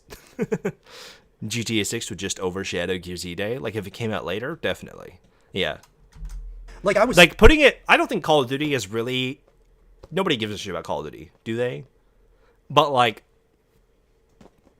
E-Day coming out before GTA 6 gives E-Day a chance to like have the news cycle. Some Trumpisms going on. It gives it a chance to like have the news cycle for a month, and then when GTA comes out, GTA can dominate the sphere for however long, you know? thinking about this extra, and I was like, bro, you're gonna tell me that someone at Xbox or whoever does their scheduling thought that this was a good idea. Now, I am gonna say this, guys, because although I do think it is like an absolutely, like, it could be a catastrophic mistake, them doing this, because we've seen games in the past where this has happened, where games get too close to Call of Duty and they just get completely annihilated. It's happened, and it's been other shooters. Now, Sorry, I was fixing my chair. The only example that comes to mind right away is Titanfall 2. Like, Titanfall 2 was a really good game, and it came out in between Battlefield 1 and Call of Duty Infinite Warfare. A Battlefield game that was great, and a Call of Duty game that came out when Call of Duty was still at the top of the market. Call of Duty has had a big list of missers for the last 4 or 5 years. I don't think Call of Duty is the juggernaut it used to be. And Gears of War is pretty big. There's a lot of hype around E-Day. If you can get, like, wasn't that purposely put there, Titanfall 2? I mean, you can only speculate, but EA was the publishers, and immediately after Titanfall 2 failed, they bought out Respawn. So, probably, purposefully. But, like, that's a completely different situation, too, because Titanfall is a Call of Duty and Battlefield competitor. It is literally in the same market of first-person shooters. And as much as I think it's better than both those games, it didn't have, like, the market share of first-person shooters at the time. If it had come out and, like, Titanfall 2 was legendary as it was, and then Titanfall 3 came out in between two big games like that, maybe it would have a better chance, but it just didn't. I mean, look at Apex. Apex came out in between, like, Fortnite and Warzone, and it did very substantially well for a long time. E-Day and GTA 6 aren't even in the same wheelhouse. Yeah, they're not. They're, like, kind of, like, there is overlap of, like, kind of just, like, mature audiences in general, and it's kind of, like, leans masculine, or leans towards masculine audiences, but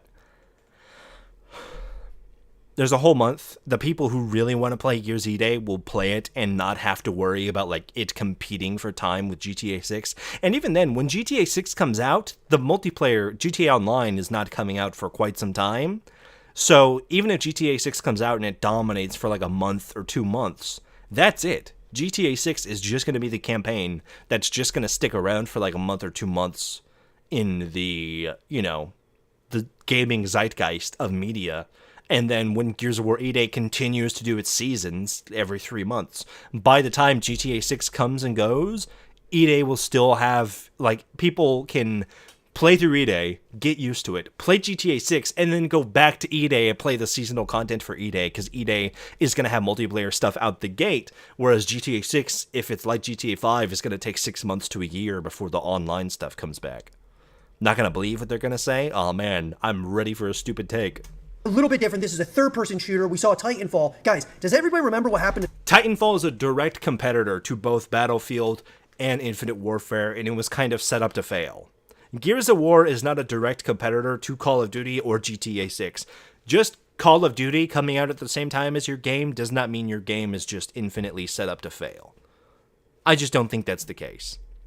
I think I would trust the million-dollar corporations that spend thousands, hundreds of thousands of dollars on people who do market research and trend research yearly to make sure that their multi-million-dollar product doesn't flop, more than the opinion of the guy who still thinks that the game cost $400 million.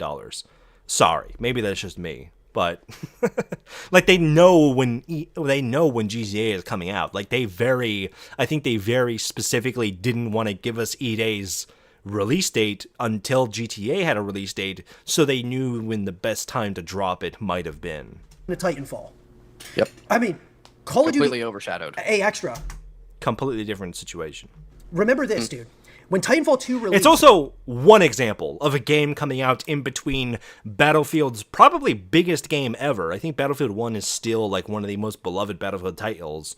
And Call of Duty at its heyday. Call of Duty is no longer on its heyday. A lot of people, I mean, it does well because there's people who do nothing but play. I think like, what was it? PlayStation tried to countersue Xbox's acquisition of Activision because they were like, 40% of our players exclusively play Call of Duty, which is fucking crazy. Imagine buying a PS5 only for COD.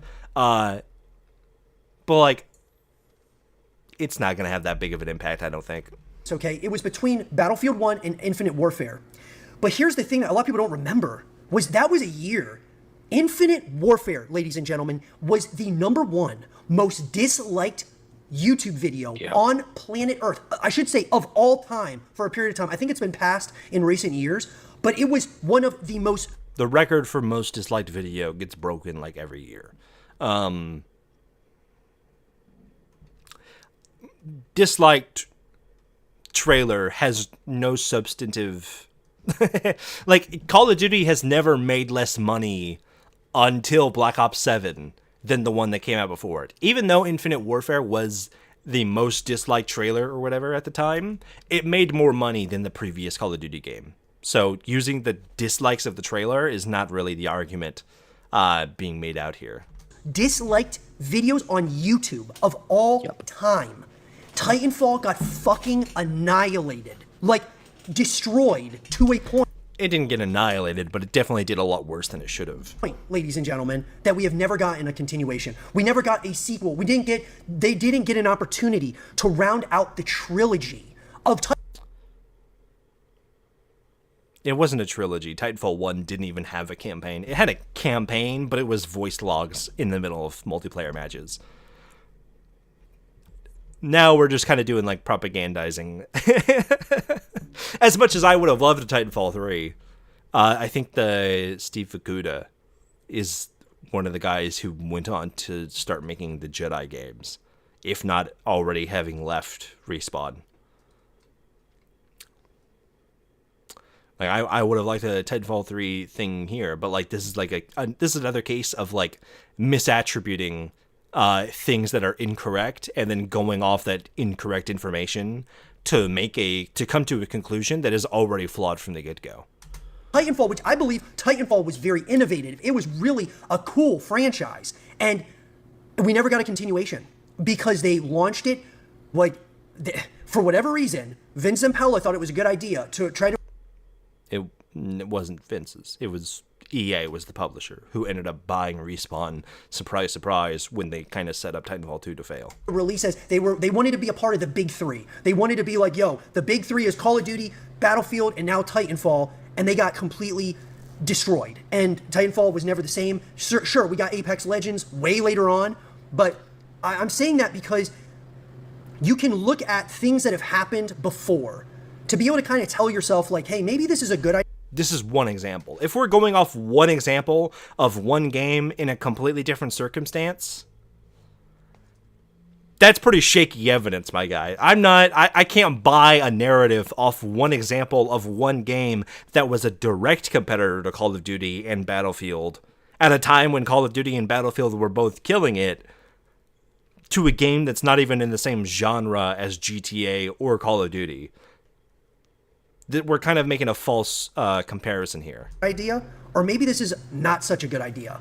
And I will tell you, Extra, I think that even if Gears of War E-Day was coming on PlayStation, which it should have been, but even if it was... Okay. Very first thing I've ever felt to agree with to this video, this guy, that it should be coming to PlayStation. Yep, I agree. That's it. This is still not a good release date. It still wouldn't be. It would still be a terrible release date. I would be like, you know what, dude? They're going to try to kind of put their two juggernauts right now up against each other, and maybe they're going to cross market. And if they do that, this is the silver lining of all of this, guys. Maybe, just maybe, Xbox is like, you know what? These are the two heaviest hitters. We're going to own October. And the way we're going to own October is we're going to use Gears of... Yeah, I think that's directly... They don't care about, like...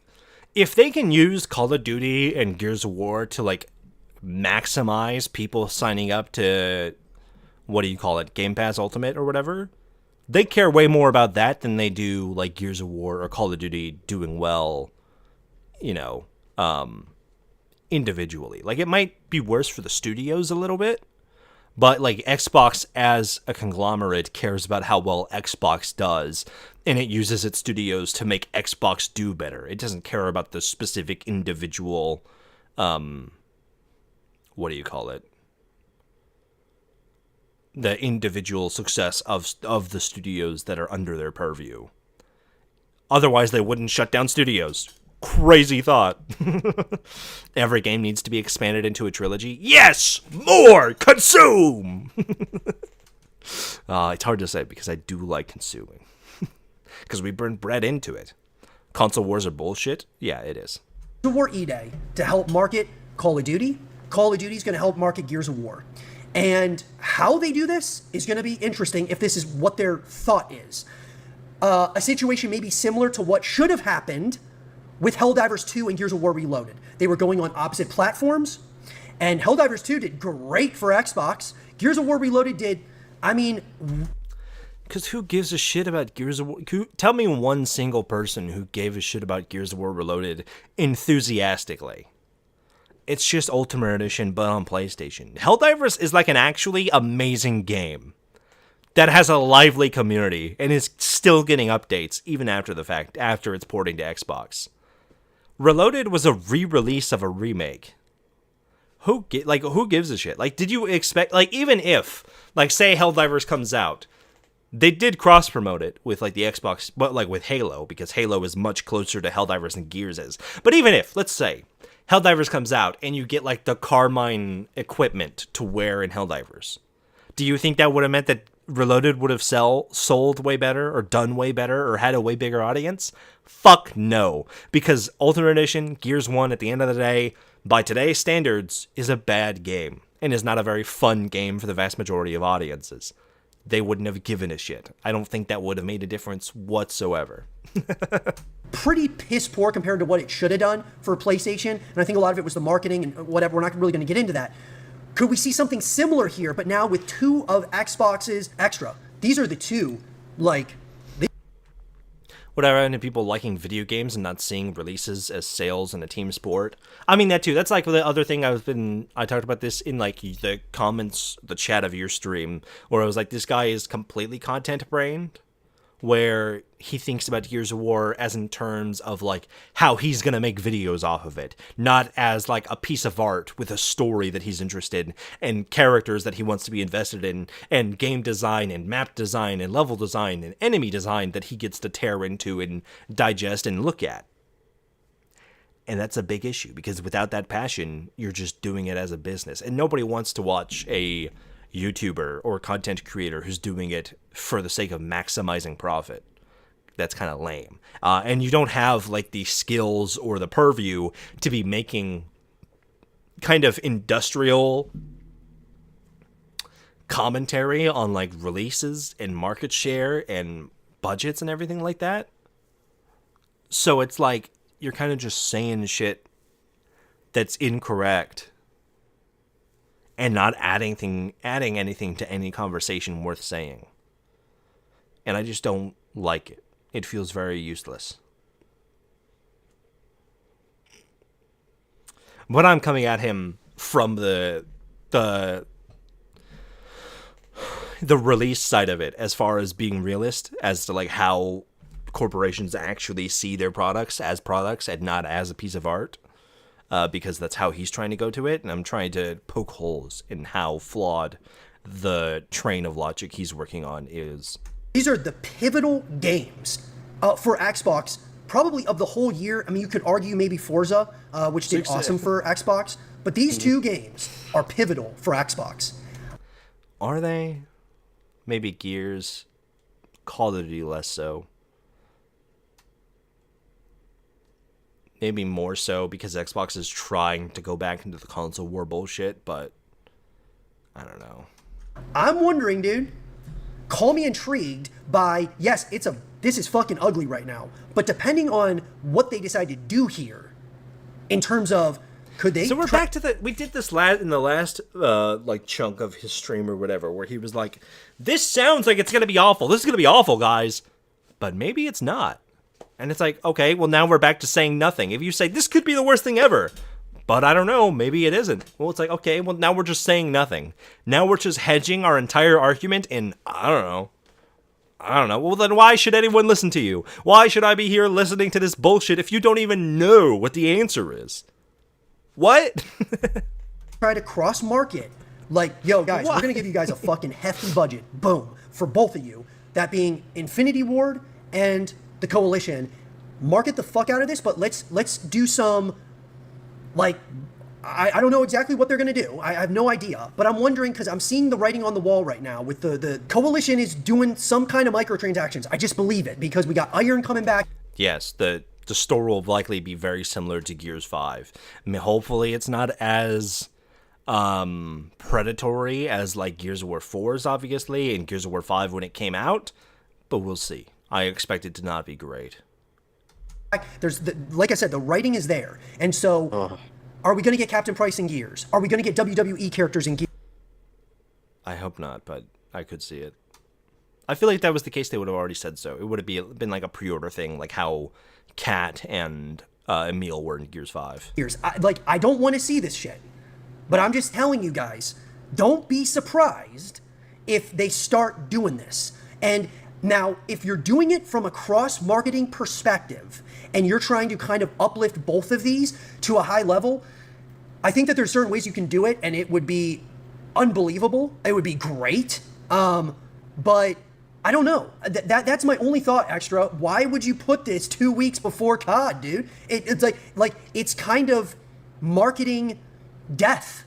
It's literally like, are you trying to put so much noise out there between COD and Gears that people forget about GTA?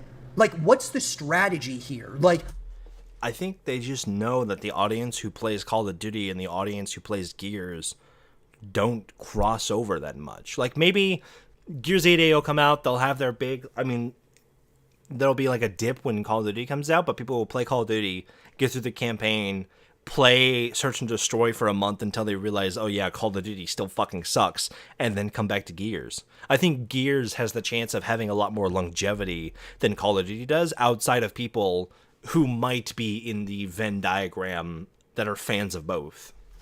What are we trying to do? Are we trying to really uplift both games? We're really just taking like the one example of Titanfall in 2016. That was a decade ago. The market and the idea of like the industry has changed so radically since then that like it's different. It really is, because like games now are built to last for years. They're not built to be like Titanfall 2 failed because it didn't get the amount of sales it needed within like its first 6 months. But games aren't built like that anymore. Games are built in the AAA space, they're built to have longevity. That's kind of not true for COD, because COD still does yearly releases, but they still have like Warzone that continues to go on for a little bit, right? So I just feel like this is not a super compelling argument against why it coming out at the beginning of October is such a awful thing. Games to a point, or are you like, you just don't want to compete with PlayStation the month before, like in September? Like, I don't know. I don't know what's going on here. What do you think's happening here, dude? Why is Gears of War E-Day, which is, it's very ugly right now, coming out October 6th, 2 weeks before Call of Duty, and, you know, a little bit over a month away from Grand Theft Auto 6? Make sense of this, dude. Talk to me. I can't make sense of it at all. Yeah. To be clear. Yeah, because you guys don't really know what you're talking about. We're trying to like speculate about massive multi-million-dollar corporations and their reasoning for release windows for projects that cost a shitload of money.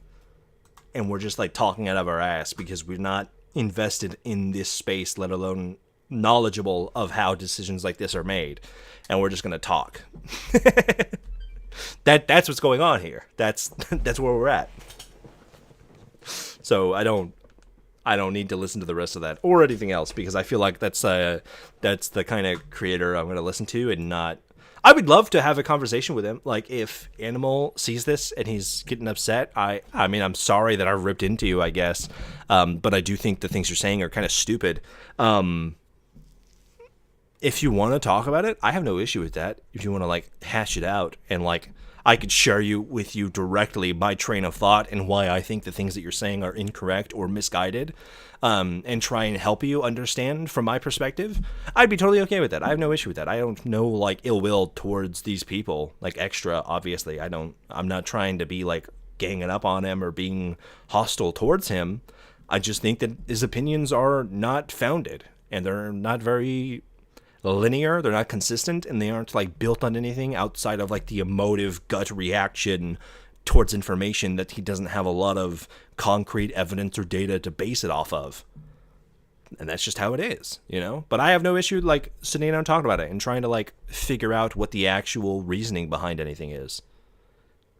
If you want to, hit me up. I'm always free. I just gotta have the time. Well, just have the time. I just gotta have the time, and I'm free most of the time.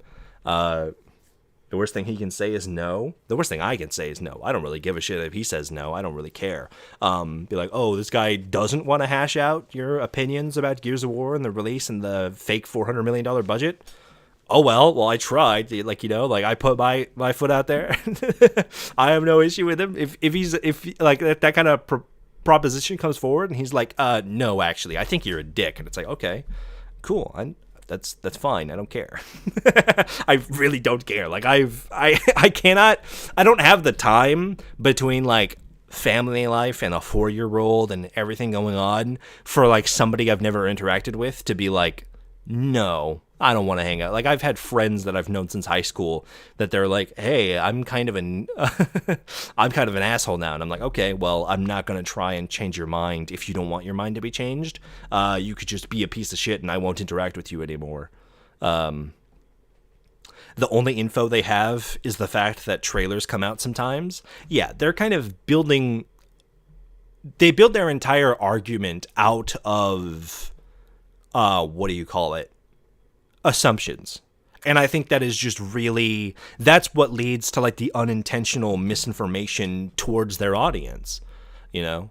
I don't think it's going to be changing.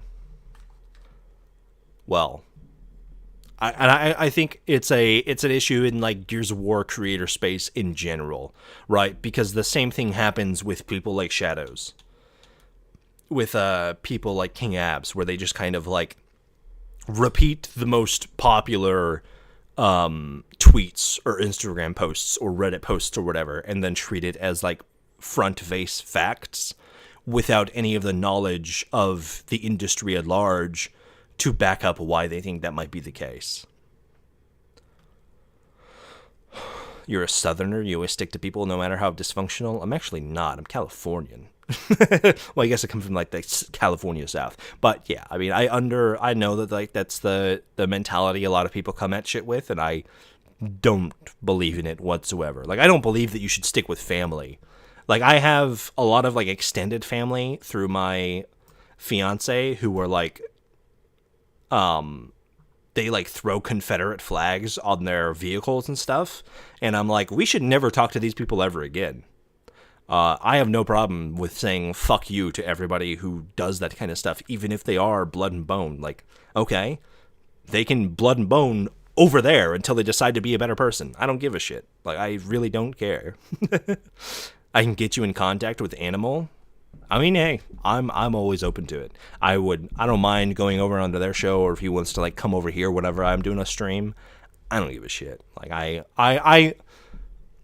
I'll have a good time talking about it because I just like having these conversations, but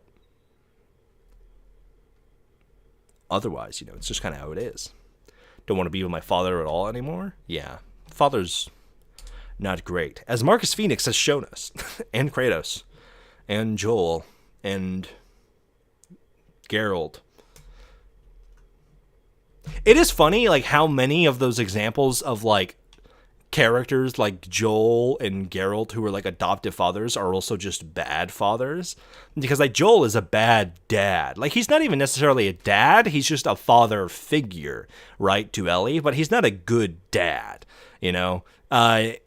He just, he loves Ellie in a very selfish way. Which, I mean, like, that's, like, part of it. Like, I know Druckmann's intention is supposed to be, like, the selfishness of being a parent. Like, parents are selfish kind of inherently, which is true to some extent. But, like, Joel is, like, really selfish to, like, very toxic extremes. That's the whole point of The Last of Us Part 2, is that he pays the price for being so toxically selfish in this way. Geralt. Oh, that's spelled wrong. That's going to fuck with me. Geralt at least tries to be a better father. Yeah, I mean, I don't know how different it is in the books, but, like, he's not an awful dad. He's just a witcher, which makes him kind of a bad dad. After a certain point, it's not accidental misinformation. It's knowing. I mean, yeah, it's one thing to be, like, uninformed yourself and then repeating misinformation. And then it's another thing to have somebody come to you. Like, if I, like, sat down and spoke with someone like Extra or someone like Animal, and I was like, hey, I think you're kind of accidentally misinforming a lot of people and you're building all of your conclusions off false assumptions. Here's my reasoning why, and why I think you should probably at least do a little bit of research before you just, like, repeat a random tweet that says $400 million. If they were, like, told that and then continued to, like, double down on it and continue to do it, and it's like, okay, well, now it's not accidental. Now you're just doing it for the sake of clicks and for saying big number and trying to, like, draw attention to your channel because you care more about it as, like, a vehicle to create content than you do caring about the game or caring about the industry or caring about how caring about how Gears of War does as a series. Marcus Penis doesn't have a good father figure. Yeah, him and JD, like, that whole family is fucked. That's another thing where people are like, oh, I couldn't do that to Marcus. It's like, Marcus is kind of a bad dad. Like, he has all his own demons and stuff. Like, JD dying because, like, he exists in the same environment where, like, Marcus is the one raising him is kind of tragic, and I think it really serves, like, the kind of, like, generational pain that's experienced by people, right? Where it's like, if Anya was still alive, maybe JD would have had a much better time figuring himself out after Settlement 2 and not having all this guilt and not putting himself into situations where he ends up dying, right? I think that is a better story. Now, you need to have someone who's competent to pull that off. But there's so many different ways you could take Gears 5 story that would just be better for the plot and for Gears of War in general. Do we play a game, guys? Do we, you know what?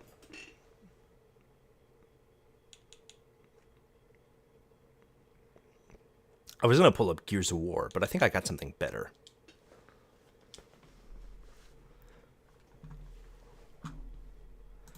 Adam Phoenix even admitted him and his father didn't have a good relationship. Yep. Holy shit. There's not even a single, obviously. It has... The game I'm loading up has a followship. Has a followship on Twitch of 60 people. There are 60 people following that game. Phoenix Family Curse? Yeah, basically. Basically.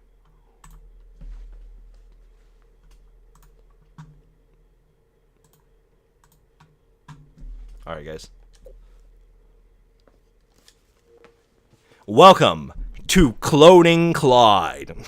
This is a game from the 360 era that I had the demo of, and I remember playing the demo a lot. I saw it on the Xbox store a few weeks ago for like $2. So I picked it up and we're going to play it. I have no real idea about what this game is about, other than the fact that it's about clones. It's kind of like about lemmings. We could do normal. And that's about it. So we're going to get into this. And then like we can still talk about Gears in the background or whatever. Relationship can be summed up as I can't spit out what I want to say to my dad. Yeah, they're very holding back. Which, like, it's funny because, like, Kratos has that same thing in God of War 2018. But by the end of the story, he does spit it out. And him and Atreus have a bond that grows. They develop as characters. Crazy thought, I know. Psh, hey, dude, want to make $20? $20? Do you guys need back to work, though? Gears 5 is an 8 out of 10. I think, like, maybe 7. Our massive facility was built to house extensive cloning experiments. We've successfully cloned chickens, sheep, apes. Huh? What's cloning? That's a terrible voice. Now hold still. This is really gonna hurt. Zap! Whoa! It's out of control. Turn it off. Turn it off. Dude, where's my $20? Security, lock down the building. I'm out of here. Okay. So he got $20 to clone, and then now there's a bunch of them. Look at this. I figured a few things out to help you, us, escape this crazy place. I've left some messages lying around. I hope it helps. Sincerely, Clyde.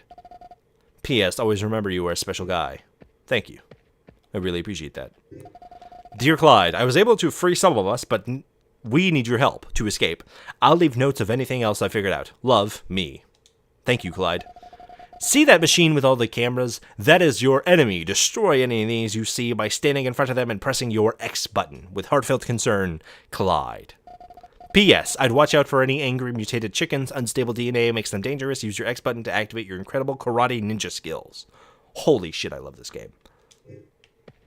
It looks like shit.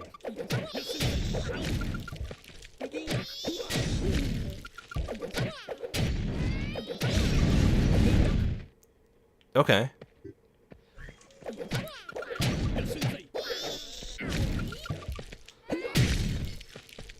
Oh, I could blow it up using the chicken. Right? Hell yeah. We can go down. Kicking chickens is awesome. It doesn't help us get out of here, but it's really fun.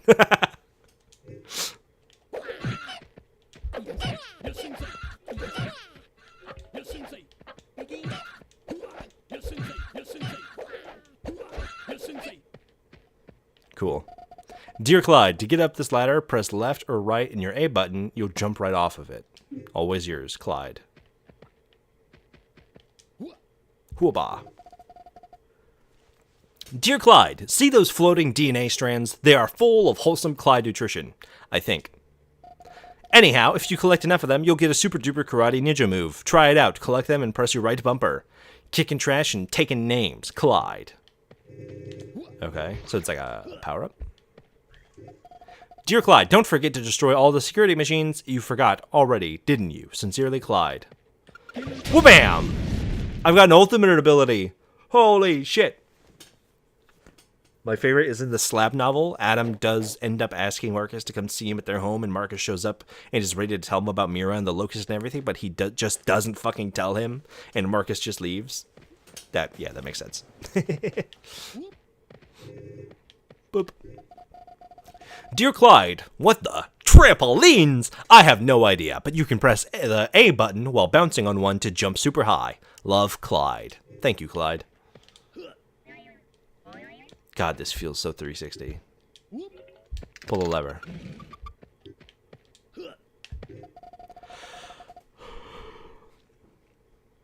Dear Clyde, try jumping in the water and you'll get sucked down the drain. It's fun. They have some serious plumbing issues here. Love, Clyde. Thank you. Oh.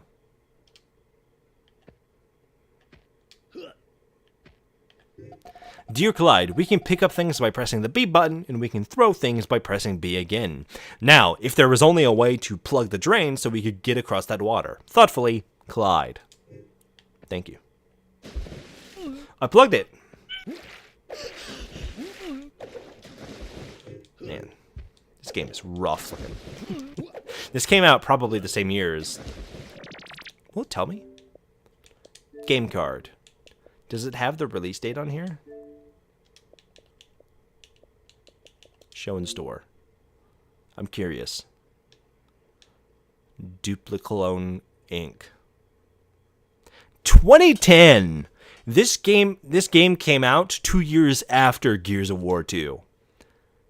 And it looks rough. Lever. Button. Ooh. Stone. Okay. Don't look at me like that. Is that his I can't do anything button? Oh.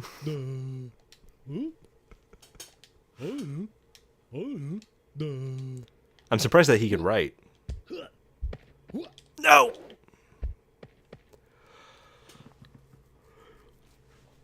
Indiana Jones, The Last Crusade. He tells his father plainly how fucked up their relationship is. Yeah.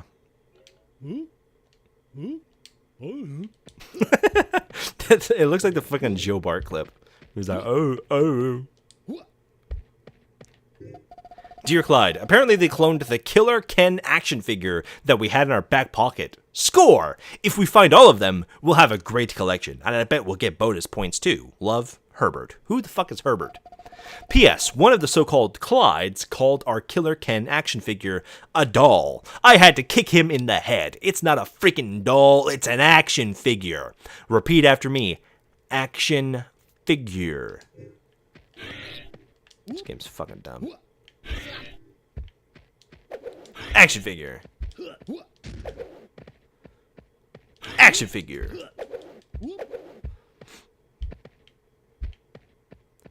This looks like the kind of game you would see... What the fuck?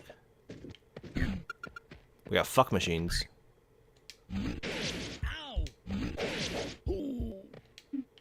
Okay, cool. There's the map. He's got such a robust stomach going on.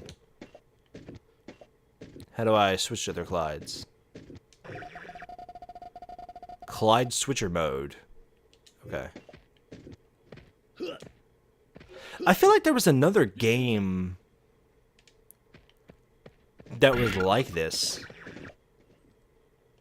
that I played, but it was like animals or something like that. It was like kind of Jack and Dexter-y, but it was the same thing where you would like change between different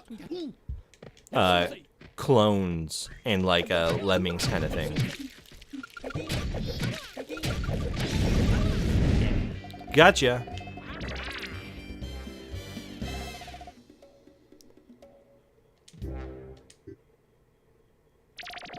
Okay. Anyways, I wanted to calm down after all the Gears of War talk, but that game was not nearly as is not going to be nearly as fun as I thought it would be. Anyways, I don't know what the fuck I'm doing. I'm tired. I need to go to bed. Thank you everybody for sticking up with stream with me. I need to go back to like putting polls on the Discord for like what we're gonna do in stream, so I don't just like ADHD out and try to pick up a random fucking forgotten 360 game with 60 followers on Twitch out of nowhere. That was I had to decompress, you know. Thank you everybody for watching with me. Obviously, Aviator Book will be out in 10 minutes.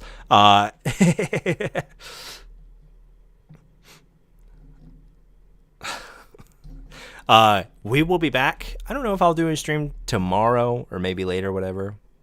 We'll find out. Stay cool, have fun, be awesome, as always. There's some more gear stuff happening, doing that Project with Crisp, coming out in like 2 weeks, so I hope you guys enjoy it when it comes. Otherwise, stay cool. I think I just did my outro, whatever. Bye. Fuck off. My brain is like fried.